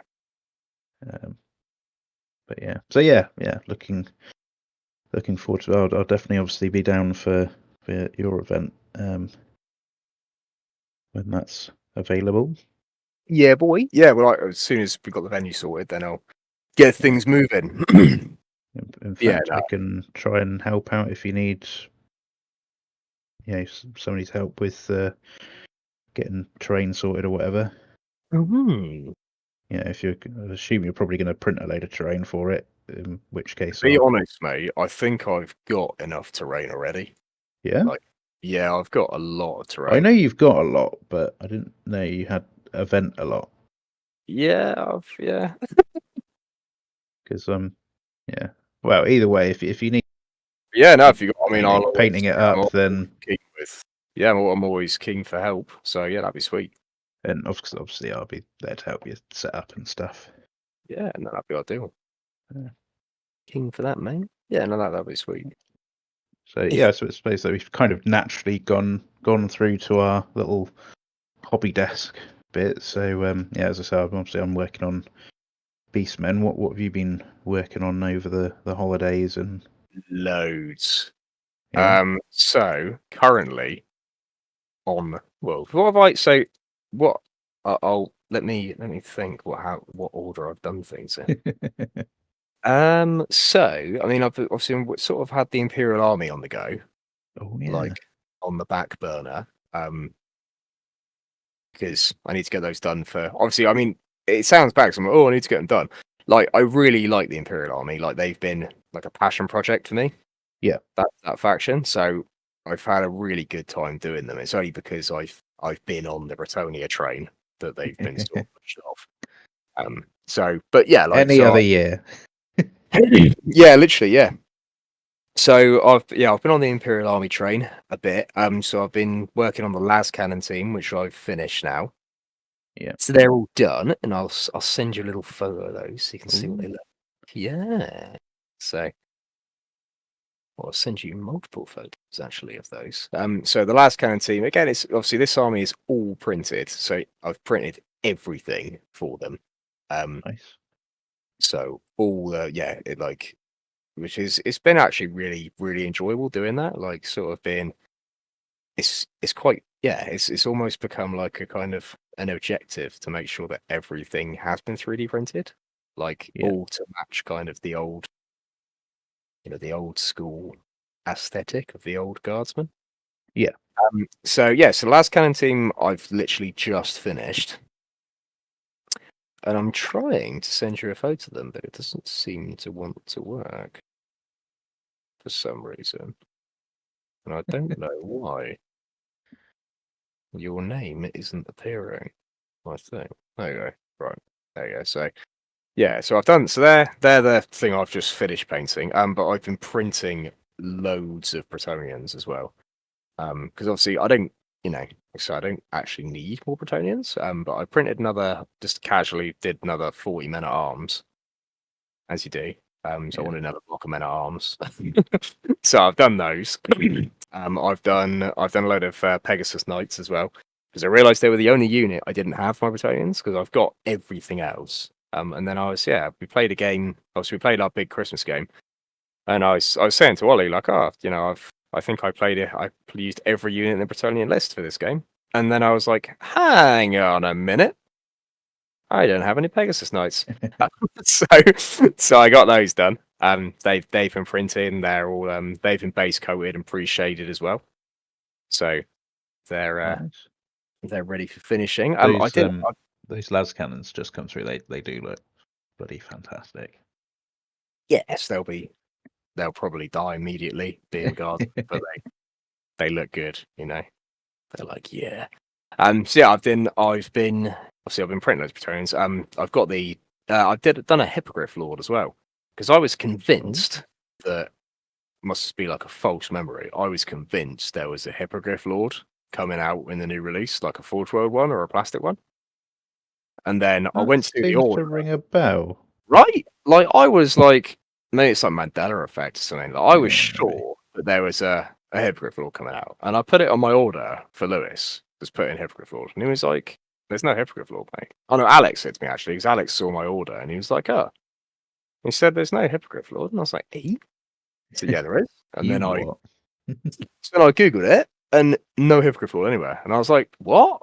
So I was like, "All right, guess I'm printing a Hippogriff Lord." So found a really good STL for Hippogriff Lord. For what's the guy's name that does it? Like, I'm on his Patreon because he makes really good. So he makes all these very Bretonian adjacent models. So he Right. makes he does loads of stuff. This guy.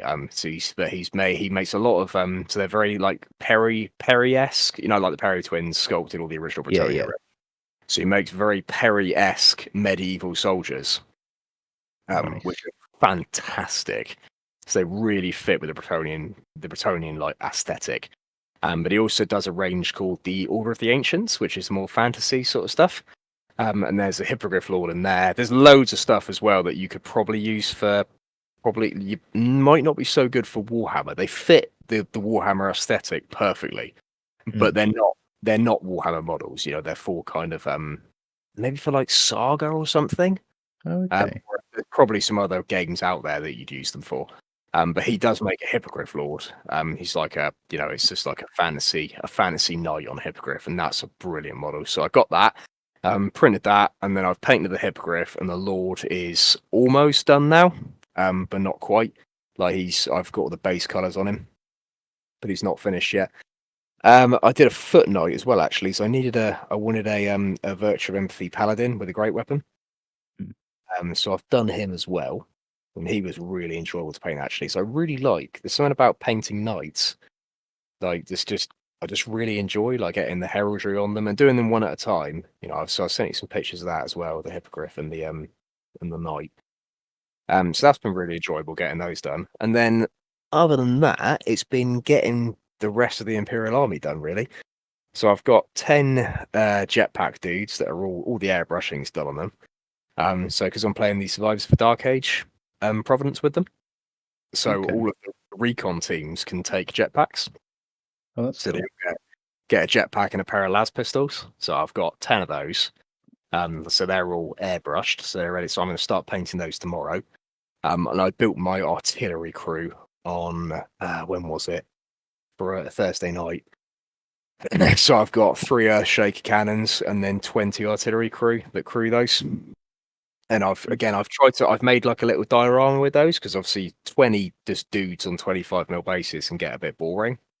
So what I've done is I've printed all the ammo casings and like shells and boxes and stuff. And so I've mounted those on a couple of different bases as well, so I can kind of mix those in with the models. Obviously, they're not going to have any effect in game, but it means that when I deploy the unit, I can put down kind of what is in effect, just like sort of my own scenery, as it were. So I can build like a little diorama, Oh, that's cool. like like around the artillery. So it's just going to mean that it looks a bit better, and then I've got some servitors in there with the crew, and like like an administratum official with like a data slate. So she's like logging off like all the shell fire and that sort of thing. Um, so it's and then I've got a couple of guys like smoking and people holding like shells and stuff. So it just kind of breaks up the monotony of just having 20 guys like sort of round these guns. So I can That's sort of pretty set them cool. up with diorama. So that'd be cool. So they'll be next on the paint list. And then after that, it's moving on to the Land Raiders. I've got 3 Land Raiders to build, and then I've got to do 5 Sentinels as well. Oh my gosh. Yeah, but obviously that is if I can resist painting, going back and painting more Bretonians. So I've still got. The So I've pull got. is strong. It is, yeah. Well, I've got all these Pegasus Knights. I've done all the airbrushing on them, so they're ready for the next step. And I'm like, ooh, Pegasus Knights. So I might have to move back to them. And as we speak, actually, I've just put together a second plate of Knights Errant. Because obviously with this Crusade list that I can do. So with the Crusade list, I just want to have these big lance formations of Knights Errant. And I know obviously if for anyone that hasn't followed the old world so far, the Bretonian lance formation has gone back to the one that they had in 5th edition. So it's the triangle, like the wedge. Yeah. Which got removed from 6th edition because it was so incredibly difficult to play the game with. So they brought it back, which might be for better or worse, but it does look awesome. It does. Because you just have these wedges of night, this spearhead of all these dudes with lances, and it looks awesome. So, and with the Crusade list, obviously, so the idea of it is it's all the Knights Errant have sort of taken the vow, and they're all, they're going off into the foreign lands to sort of earn their place as a Knight of the Realm. Yeah. And they're all led by Grail Knights, sort of showing them the way, kind of thing. So I've sort of written a few tentative lists, a bit of list hammers to see what I can fit in, and I quite like the idea of just having these big units of Knights Errant. So I've been putting together a couple of print plates of those, and I won't be printing them anytime soon. So I've got a lot of other stuff to do yet, and I've got a lot of print commissions on the go as well. So there'll be a while, Yeah. but they're ready. They're ready to go for where they are. So yeah. It's just really keen. So yeah, I've been doing a lot really. I think I've done some other bits too, and I'm trying to think what it is. Busy boy.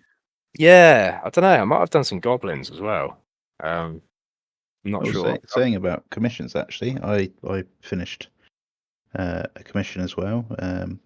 Gentleman. Oh yeah, he was really happy at those, wasn't he? Yeah, gentleman contacted me to create some jungle style bases for that he was using because he's just started doing a Catachan jungle fighters army for 40k. And had seen the bases that I do and quite liked him, wondering if I'd be up for doing some for him. So I think this was all before Christmas that he messaged. I said, yeah, as long as you're not in any rush sort of thing. Because with Christmas coming up, I was going away I think I was in Devon for pretty much the entire festive season, a few weeks. So he's like, yeah, no problem. So I said, I'll keep you posted and send you pictures, each step, as I'm going along, so you can see that I am actually working on them, sort of thing. So yeah, finished those last weekend. Sent them out to him on Monday, and yeah, I got a message from him in the week saying that they've arrived, and apparently my potato of a phone, the pictures didn't do him justice, which was always nice to hear. So yeah, isn't it? nice And little...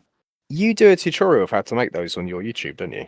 I do, yes. Yeah. So yeah, They do look really good, those bases. if anybody's interested in checking that out, that's on the Desktop Deployment YouTube channel. Yeah. In fact, I think that particular video is actually my most watched video. Yeah, I'm not shocked because they look really good, those bases. What did you do them for originally, or was it just like a little project? So it was back when I was doing... I think it was when the most recent version of Age of Sigmar came out, and Oh yeah. I was thinking, I'll do a ghoul army, but I'll have them on like forest bases, with the idea that they were like thinking that they were like questing knights, sort of thing, and they were sort of lost on a like campaign, sort of like crusade type thing in the forests. And yeah, and then just sort of built them on that, and then yeah, a few people saw them and thought, yeah, they look quite good, and I thought, oh, I'll do a video on how I did them, and yeah, that's how they came to be. And then yeah, obviously I didn't mind the Age of Sigmar game. I thought it was all right, but yeah, just not. Yeah, I think with the amount of time I've got for hobbies, there's just not enough time to fit that in for me personally. Yeah. So yeah, but yeah, as I say, like obviously when it first came out, it was absolute garbage. But this latest edition it plays all right. A couple of games I did have with it, I enjoyed, but yeah, it just wasn't for me. So I ended up getting rid of the models and still had the bases lying around. So yeah, Ah, it's a little tutorial. Yeah, because I never even saw those ghouls. yeah, So yeah. yeah, the jungles, if you will. Well, yes, very good. Yeah. But yeah, no, that's really cool. But yeah, no, they look really good, mate. Those bases, so well Thank you. deserved. Getting a little pat on the back from your customer. So and then Yeah. you done your veterans as well then. So Well, not done. They're almost there. I've got the guns are done, and the like main color, all the blue bits are done, and the white bits as well from being veterans. So I just got to do like the detaily bits, really, like the lenses and the trim. And then they'll be... So yeah, it's not... I think I've done the majority of them, really. But yeah, the Castaferum is just built and undercoated, so that's still got a lot to go on. And then the Kratos is still in his box. So this is he's a awaiting. Kratos that's been sat in a box in my cupboard since the Kratos has came out. Oh wow. Yeah. So I was like, I need to do something with it because it's just been sat there and never used. So yeah, I thought, okay, I will take a new thing. We'll take that. It will do terribly because it's a city fight game, but Be fine. I'm giving him the Dazer Blades, so he's got a chance. He'll He'll be be able fine. What are he'll be able you to do two movements before before he he gets immobilized and sits where he is. what are you thinking of equipping him with? Have you got like an idea of loadout? Or are you gonna Um, magnetize it? I I was thinking of magnetizing it. I don't know. It would all come down to how much time I have left, because I'm not going to build it until I've finished the veterans and finished the Cash to Farum.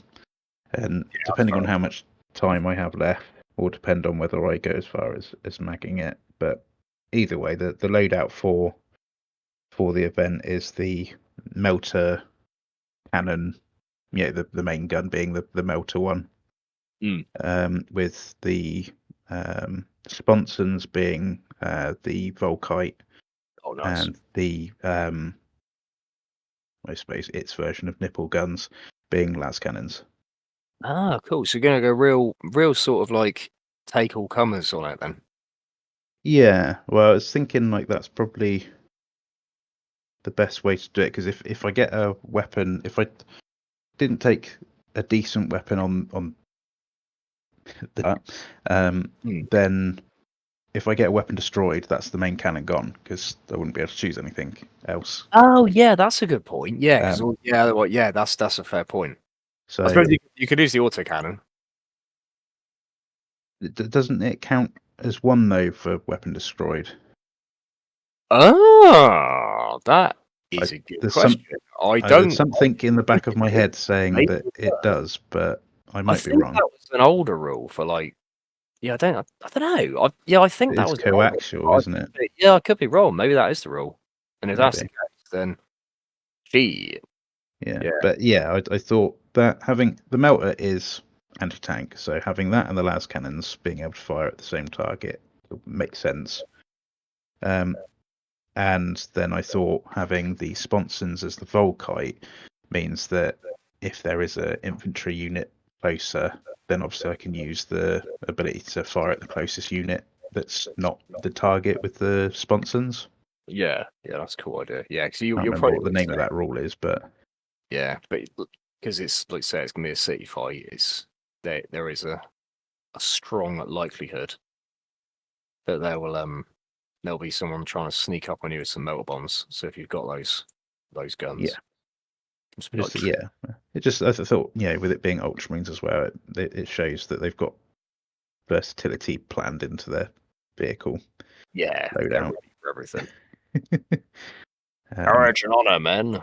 yeah, and to be fair, for my list, that's kind of going to be my main anti-tank um,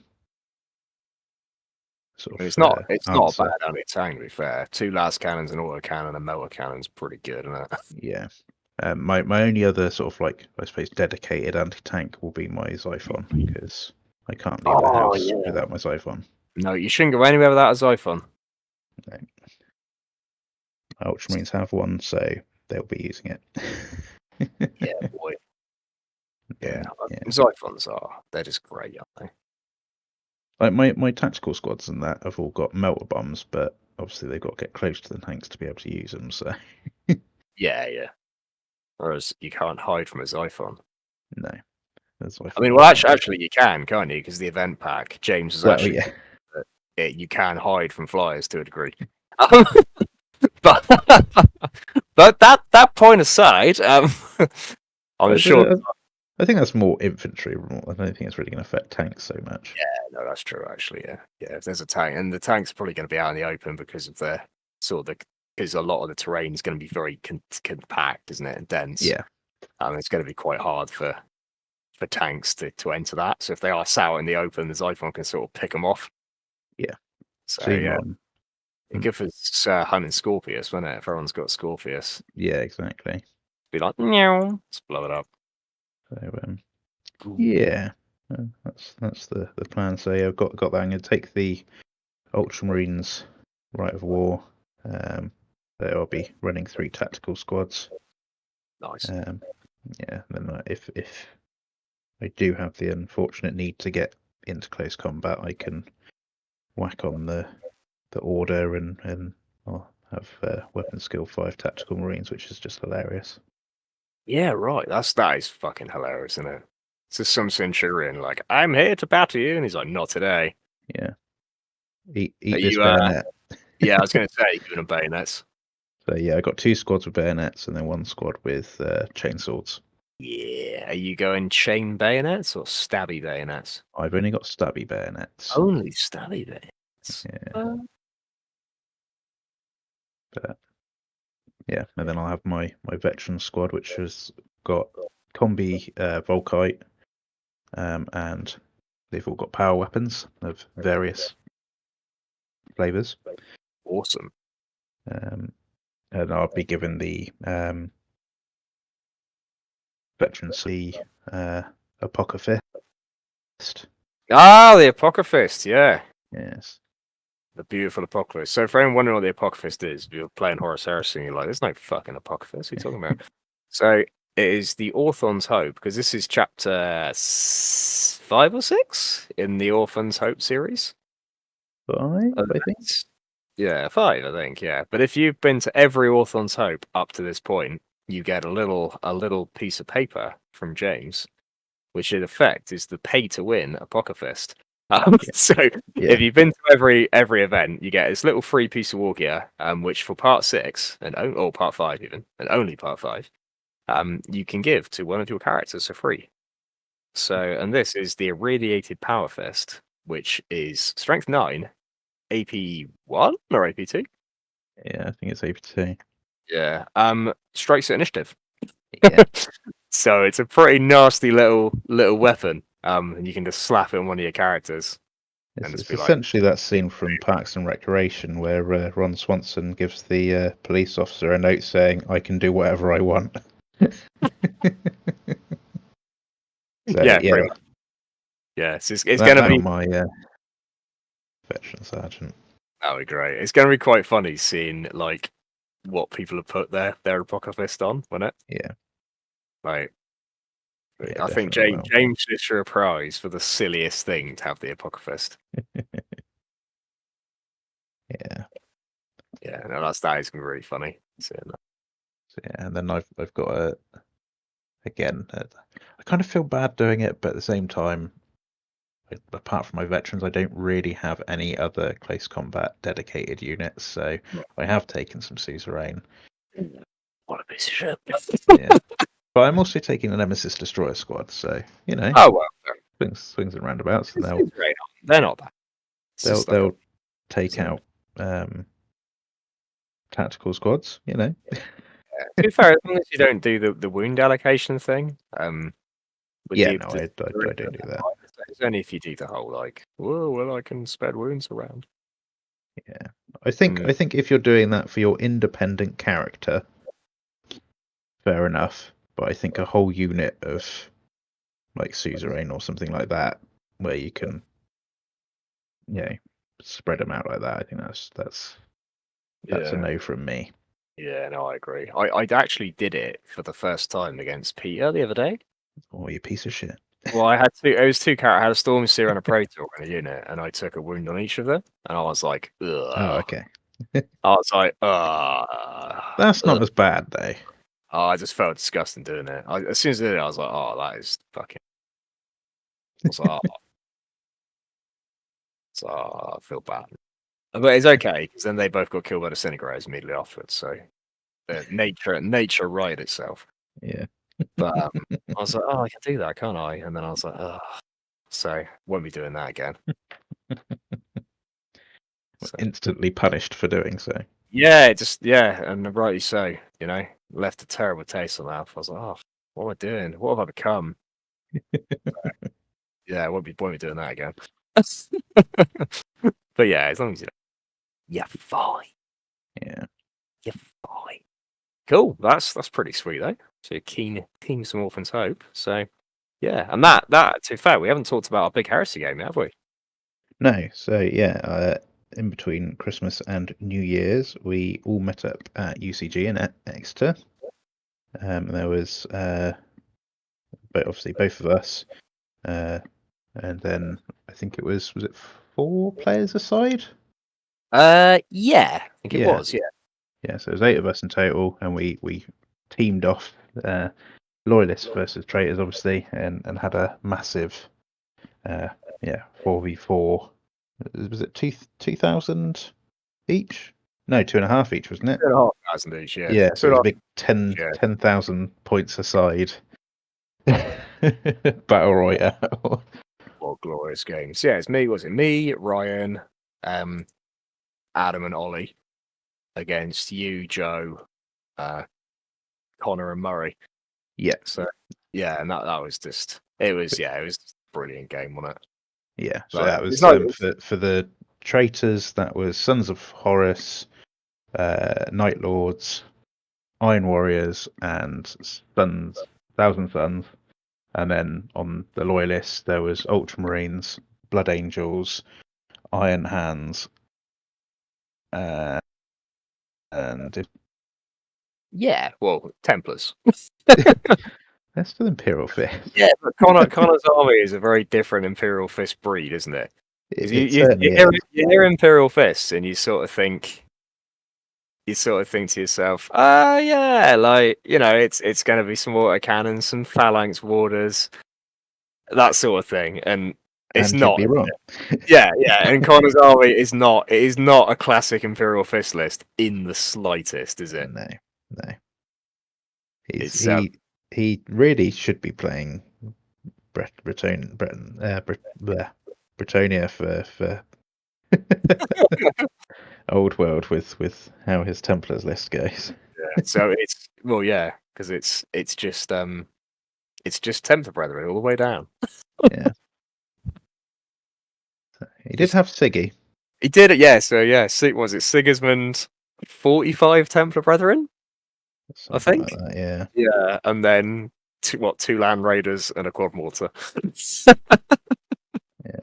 Oh, he had a Contemptor with the Oh, did he have conversion beamer. Yeah, his Yeah. conversion being a graph gun Contemptor. Yeah, I think that got shot turn 1 because Ollie took great offence to it. Yeah, murdered it. But yeah, I don't remember seeing it on the table, so I didn't even know he had that. So that obviously Yeah, it was at my end.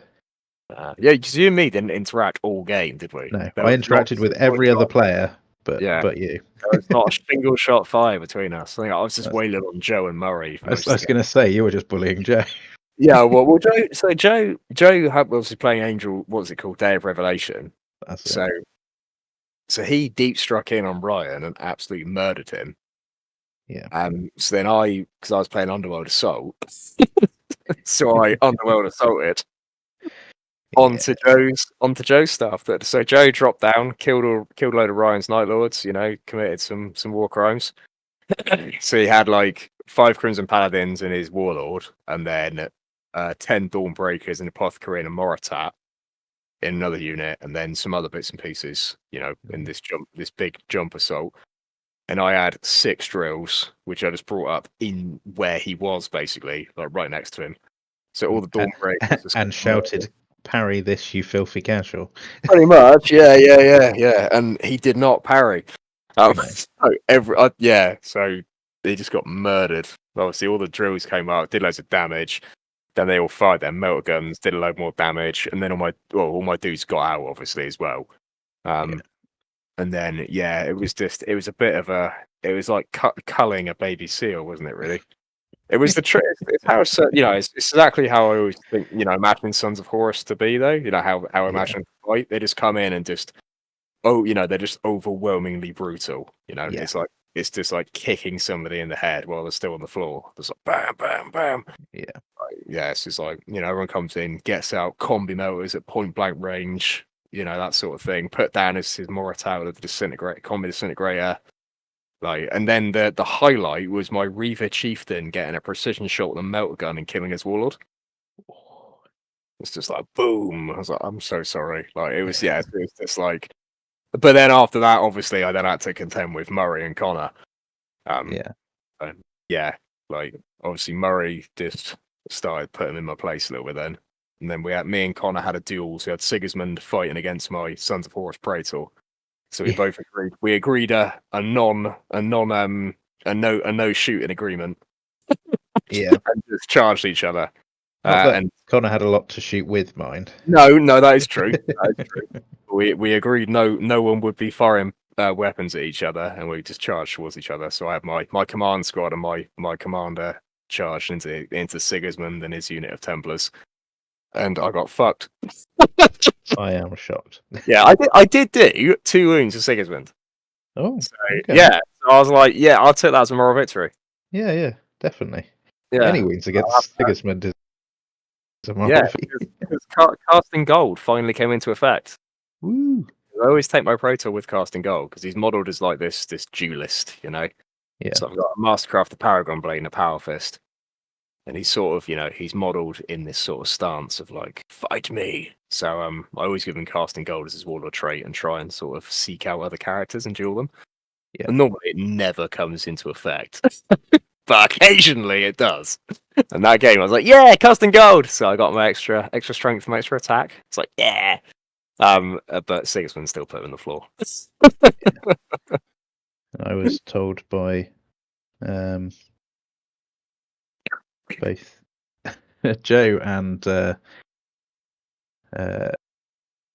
Connor, if I hold that side, they'll come and support me, and was left to die. Didn't So happen. Yeah. I Yeah, got bullied by Iron Warriors and Thousand Suns. Yeah. Adam was just culling you, wasn't he? The Iron Warriors were just like hunting your dudes through the woods. Yeah.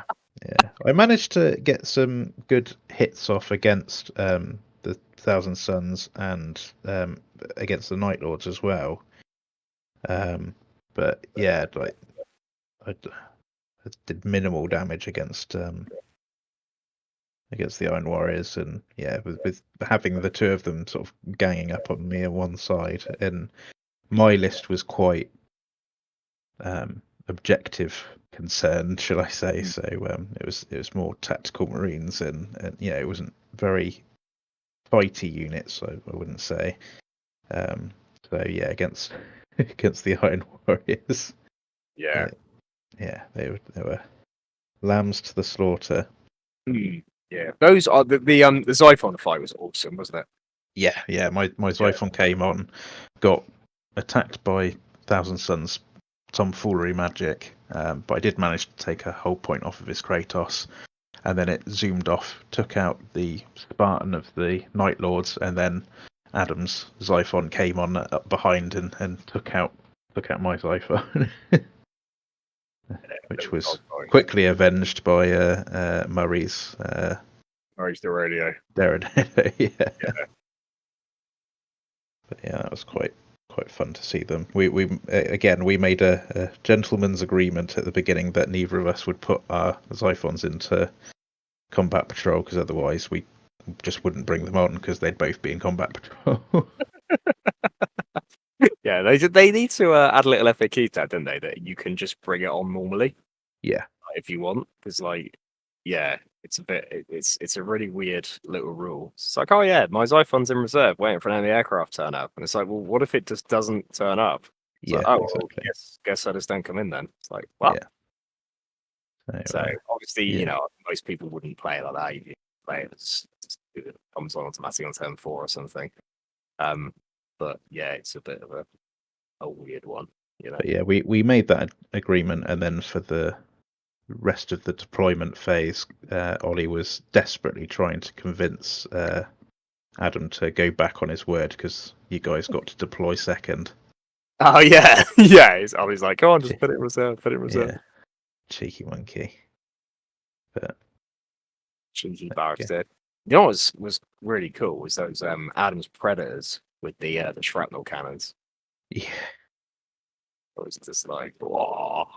It was his Leviathans that were absolutely destroying. They took out both of Joe's Predators before they even had a chance to fire. Yeah, I did. You know what, mate? I barely even registered Joe's Predators existing. Well, they were there turn 1, and because of night fight, didn't get to shoot anything because nothing was in range, and he didn't put searchlights on it. And then yeah, as soon as you guys had your turn 1, Adam's Leviathan stepped forward and went, well, tatty buys. So yeah, they became very nice terrain pieces. Yeah, no, I just forgot they even existed, and then at the end of the game, I was like, oh look, there's some dead Predators over there. Yeah. I kept sort of glancing over and just seeing how far the Kinetai blades were getting on that side of the table. So we just go through everything, Yeah. Just like, oh, the Kinetai have killed that. Oh, the Kinetai killed that. Oh, it's chasing down that little rapier carrier. I think Ollie's most cheekiest little move that he pulled was one of Joe's Blood Angel squads was falling back, and they were against the table edge because they had a Vexilla, but kept on failing their regroup. Yeah. So he used his armor stoss to wipe out the Vexilla, so that the next turn they ran off. That Armistice is hilarious, isn't he? He's a cheeky boy. He's so That's what he funny. is. The precision shot Armistice is like, be a shame if I las cannon your fucking hero. Yeah, he did that because he stood up on top of my destroyed Land Raider, so he could get the line of sight. Did that, and then in his next turn, used the Land Raider as a step to get up into the building to go and punch Murray's recon marines in the face.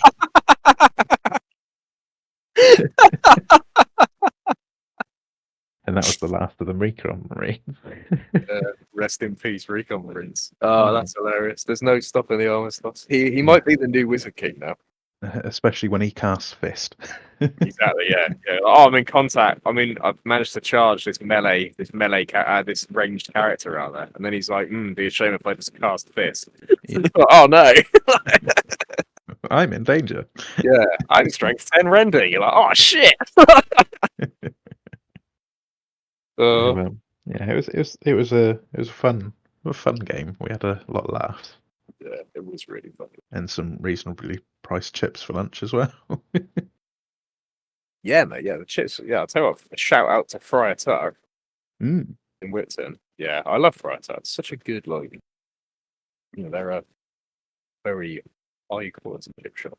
Yeah, that was my first visit to UCG at their new location. So I didn't realise where they were, because obviously I was coming to yours and you were kindly driving for us. And my brother actually used to live on one of the flats above those shops that we were in. Thought it was quite amusing. Small world, isn't it? So but yeah, for those who hadn't guessed, at the end of our massive game, the traitors did take a very convincing win. The traitors. Sigismund's just there, looking over the corpse of my praetor, and he's like, "Why is everyone dying? Yeah. Stop dying, you cowards!" Why are you retreating? I just won. Yeah. I think Connor was this. Everywhere Connor went, we would just crumble. Yeah. I don't understand why he decided to deploy right up the edge of the board. Like, it would have made far more sense for him to be in the middle, causing all the carnage. We'd have all shot him then if he did that, because we'd have been like, right, if all of us combine, we can kill Connor. So it's the perfect tactics. He's slightly out of the way, so then we can't apply pressure to him immediately, and then suddenly it says, "Oh, what's in the box? Ah, it's Templars." Yeah, but it would have taken a lot to take him out, and would have given the rest of us a chance Yeah. to inflict some damage. Yeah, because you took the brunt of the assault, didn't you? And Connor just sort of moseyed in afterwards and just pulverized everything that was in the way. Yeah, because Connor obviously was up on the far edge, and then obviously Joe, the majority of his sort of killer units were deep striking in. It was kind of left to me and Murray to hold the center, as it were, really. Yeah. And the Iron Hands have a bit more durability than the Ultramarines, don't they, in that regard? They do have a slight advantage on the old durability. Yeah. Murray was a bit better at sort of just absorbing the bullet fire. Yeah. Especially as the main piece of terrain that me and Murray had put quite a few of our units in at the beginning of the game. Adam used his Right of War ability to stop getting cover saves from. Oh yeah, and make dangerous terrain. Yeah, he's like shatter defenses. Yeah.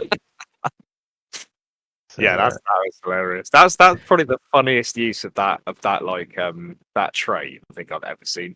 Yeah. Oh, that was so funny. Because it had my tactical squad in.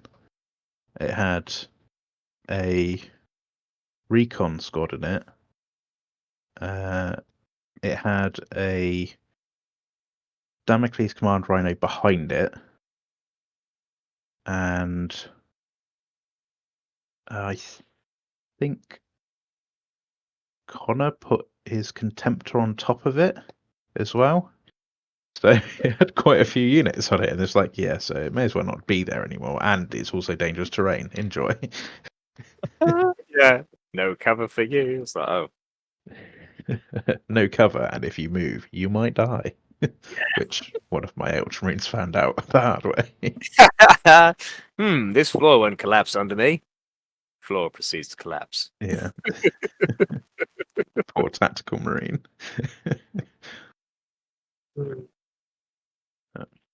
Yeah, so that was a really fun game. And then then the other game that we had over that period was our big 2v1 8th edition fantasy game.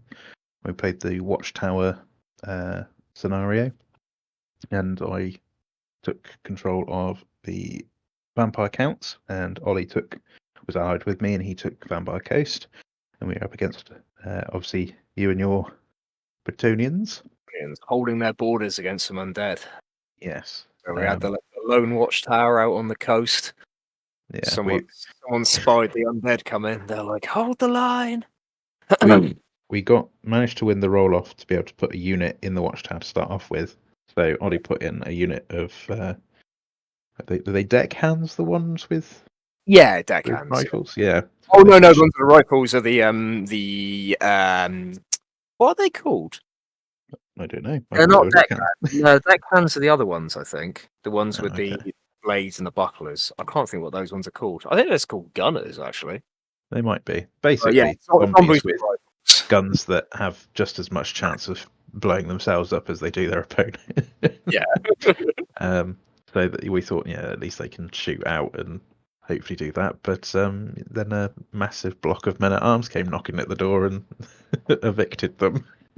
50 men-at-arms and the paladin rolled in, kicked the door in, threw them out the windows, and then proceeded to barricade all the exits and the entrances and hold the tower for the rest of the game.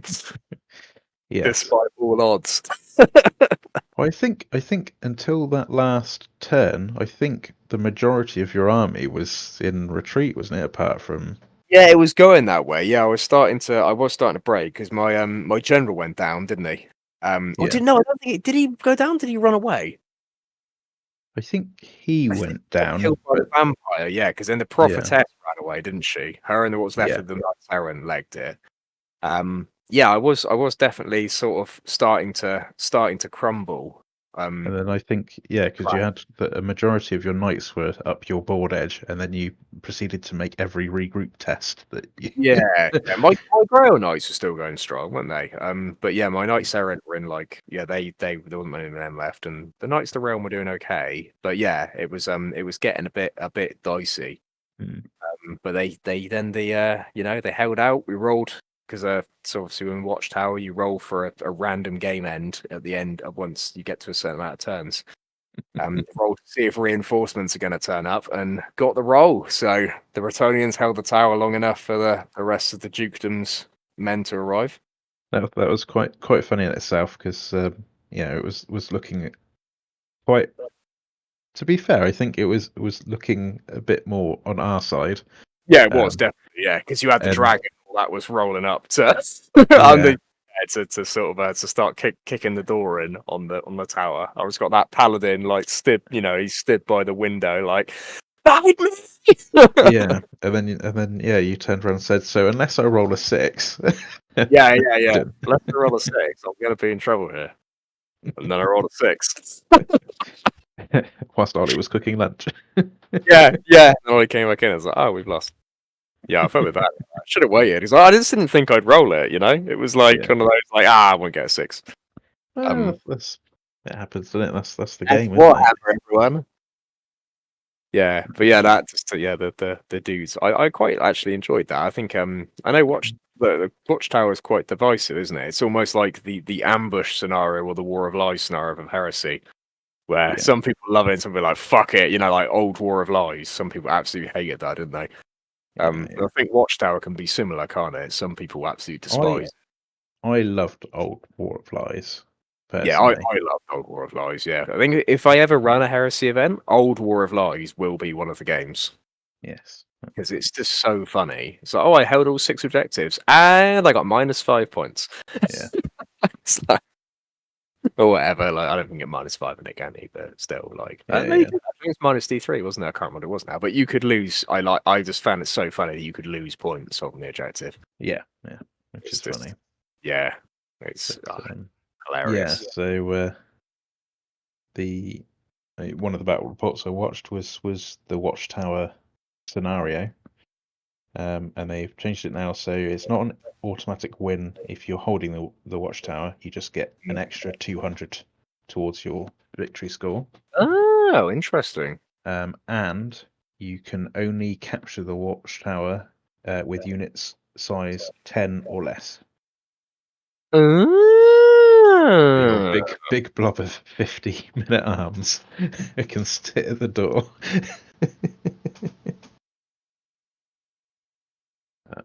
Yeah, I thought that was a interesting change.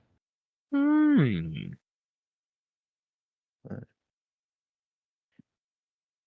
But yeah, Yeah, that is interesting. That is an interesting change. So you're gonna have to have like some little units to hold the to yeah, hold. I think the sort of idea around it is that you're having this big battle to, yeah, obviously capture the watchtower, and then in the last sort of moments of the battle, the remnant, squad, units. Making that sort of like last desperate run to the watchtower, say, "This is mine. You can't kick me out now. There's not enough of you." Yeah. Yeah. Yeah, I'm looking forward to seeing what other little changes they've made to scenarios and whatnot. Because the rest of the battle reports that I've seen so far have either been like that one from the Arcane Journal for Bretonia, which was just seemed very cool, very fluffy, and then the rest have all been, just because I think that quite a lot of people, it will be new. So just keeping it simple, just done straight, battle line, long table edges, who kills the most sort of thing. Yeah. So it'll be interesting to see what other little scenarios that they've got in the book to add a bit more, interest and stuff to games. Yeah, and I think it'd be really cool just to when it comes out, just to play through all of the scenario, like all. Because obviously there'll be 6 when they're. So yeah, like playing for all 6 of them to see what they're like, and then going back to playing Battle Line, Yeah, like everyone always does. But no, it'd be good. It'd be sweet. it's interesting to see if there becomes one where everybody goes, "Oh, if we roll that one, we'll just re-roll." Yeah, I don't know if there will be. Like, Hopefully not. yeah, we'll see. We'll see. We'll Only see. one more week to find out. No, yeah. One more week of waiting, and then a big fantasy time. Yeah, Sweet. Right. I think that's sort of brought us to the natural conclusion, really, hasn't it? I think so. Yeah, we have been rabbiting on a while. Yeah, just a little bit. It's getting keen for Old World. So yeah, I was going to say what your plans coming up, but we basically talked about, haven't we? It's just been fucking more Old World, Yeah, getting more right on that. more Beasts of Chaos. Oh yeah, and looking at some of the rules, on the like reviews that they've done of Beastmen, I'm liking what I'm seeing. There's a Yeah, they couple look of really. bits that they've sort of either changed or removed from the 8th edition. Well, I suppose technically 7th edition army book for Beastmen, which I'm like, oh, it's a shame that's not there. But on the whole, the majority of stuff, does look nice and flavorful and gives you a bit more oomph with Beastmen, as well as some new stuff to try out. Got access to Dragon Ogres, which we didn't have before. Yeah. And also a cockatrice, which again didn't have access to that before.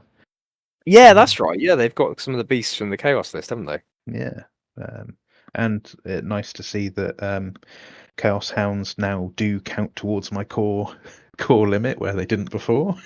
Oh, did they not? I didn't know that. No, they were core models, but they didn't count towards your core percentage thing. So it was kind of like, well, okay, well, I kind of need to take other units that do add that, so I can have enough points, to take a special unit. So, and also I can, if I'm taking a Wargore or a Beast Lord as my general, I can take one unit of Bestigors as a core choice. Oh, that's cool. Yeah, which I think kind of makes sense because it'd be like their bodyguard unit. Mm.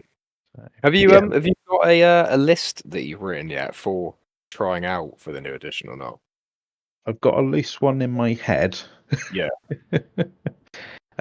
Which is gonna consist of a big blob of 40 gores with shields, and then Bestigors, and then I've got, wow, it's essentially using what I've got already. So that a couple of units of Tuskor chariots, the Bestigors, maybe another unit of 30 gore with additional hand weapons.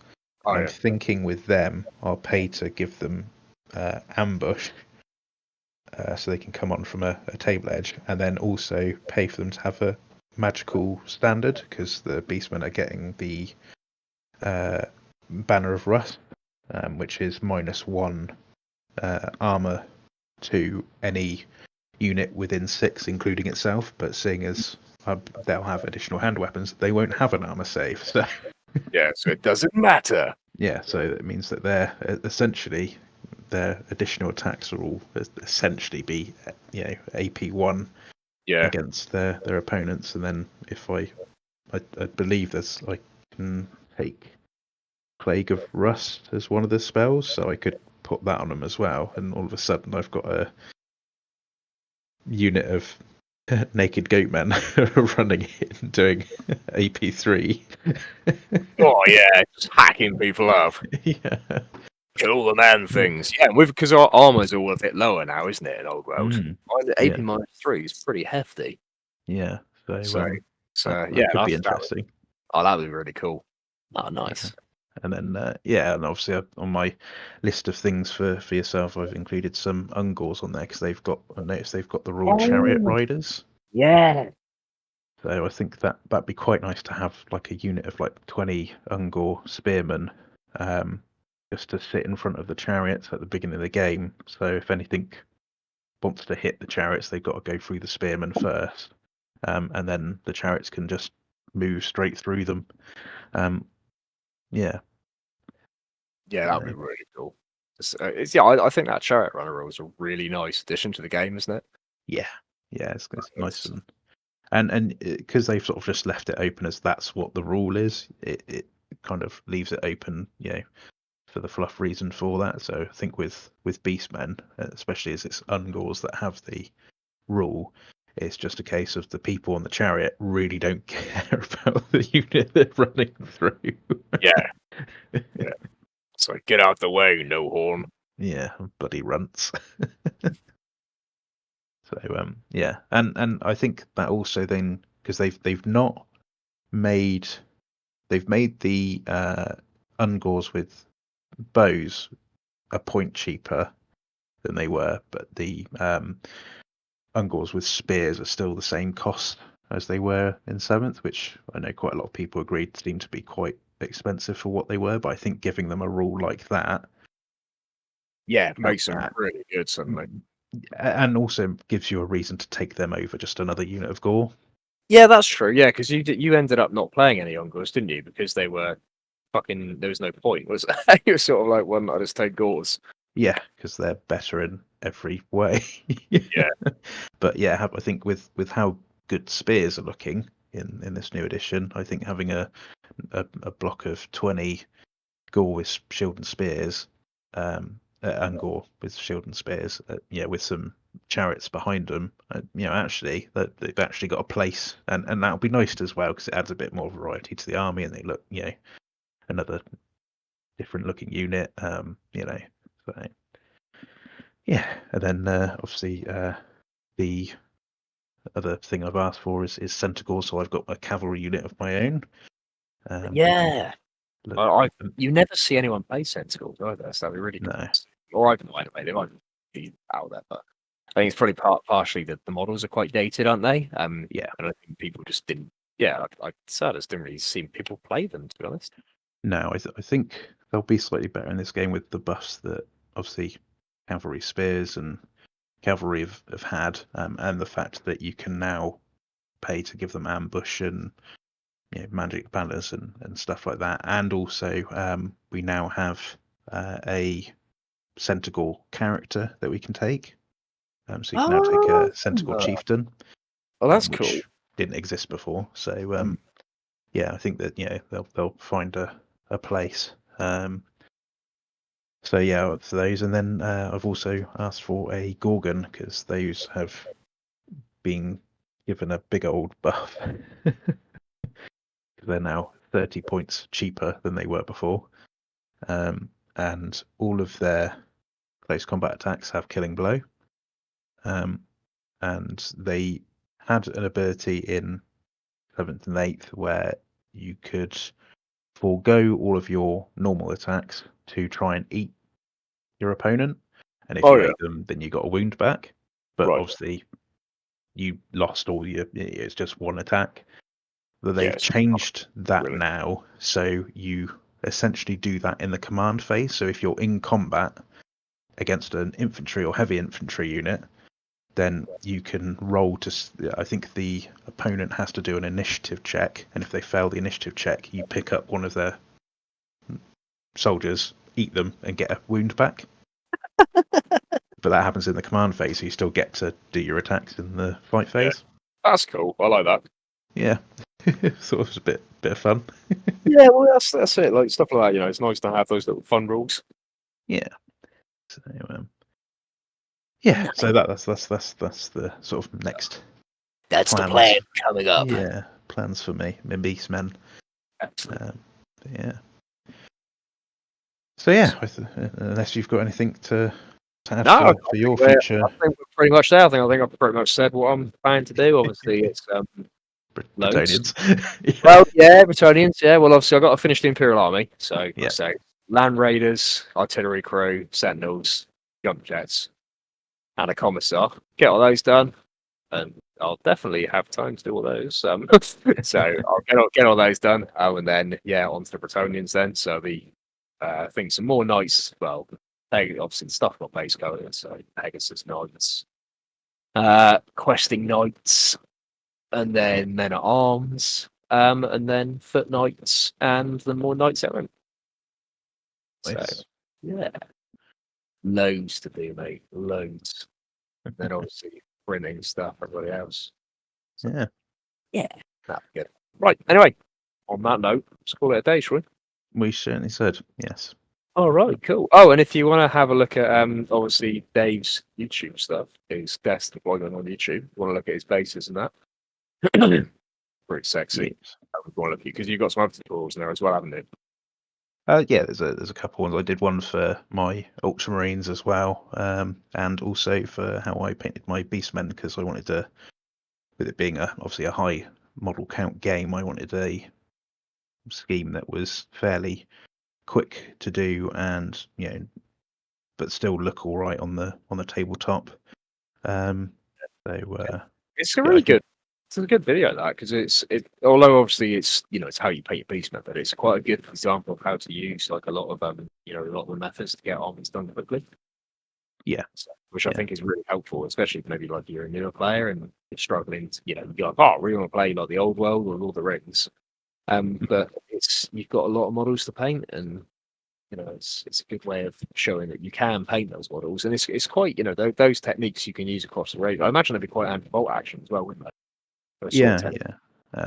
The handy thing as well is I wanted to do it as well so that you didn't have it's a quick scheme to do that you didn't need an airbrush to use to do it. You could use an airbrush, if you want, to speed certain bits, like if you wanted to mass do the bases, for example. If you were doing it the same way, then that could be a little bit quicker. But on the whole, the scheme is designed so you can do it with a brush. So you don't need to go out and buy an airbrush to do that particular scheme. So Yeah, no, that's really important. I think it's really good. That's all of that. It's helpful for people in it. yeah, So, like I'd recommend an airbrush. Airbrushes are fun. They're cool. They're another tool to have. But yeah, I think having the option to and also I wanted to do some painting whilst I was away at my mum's, and I'm not going to be carting my airbrush everywhere I go. So. yeah, right. Cool. Yeah, Yeah. So I know, like I say, if people want to see that, it's just death to deployment on YouTube, isn't it? it is. Um, Yeah, and then your death to deployment on Instagram as well. I certainly People am. Yes, want a little and you gander. are ex Oh, wargaming.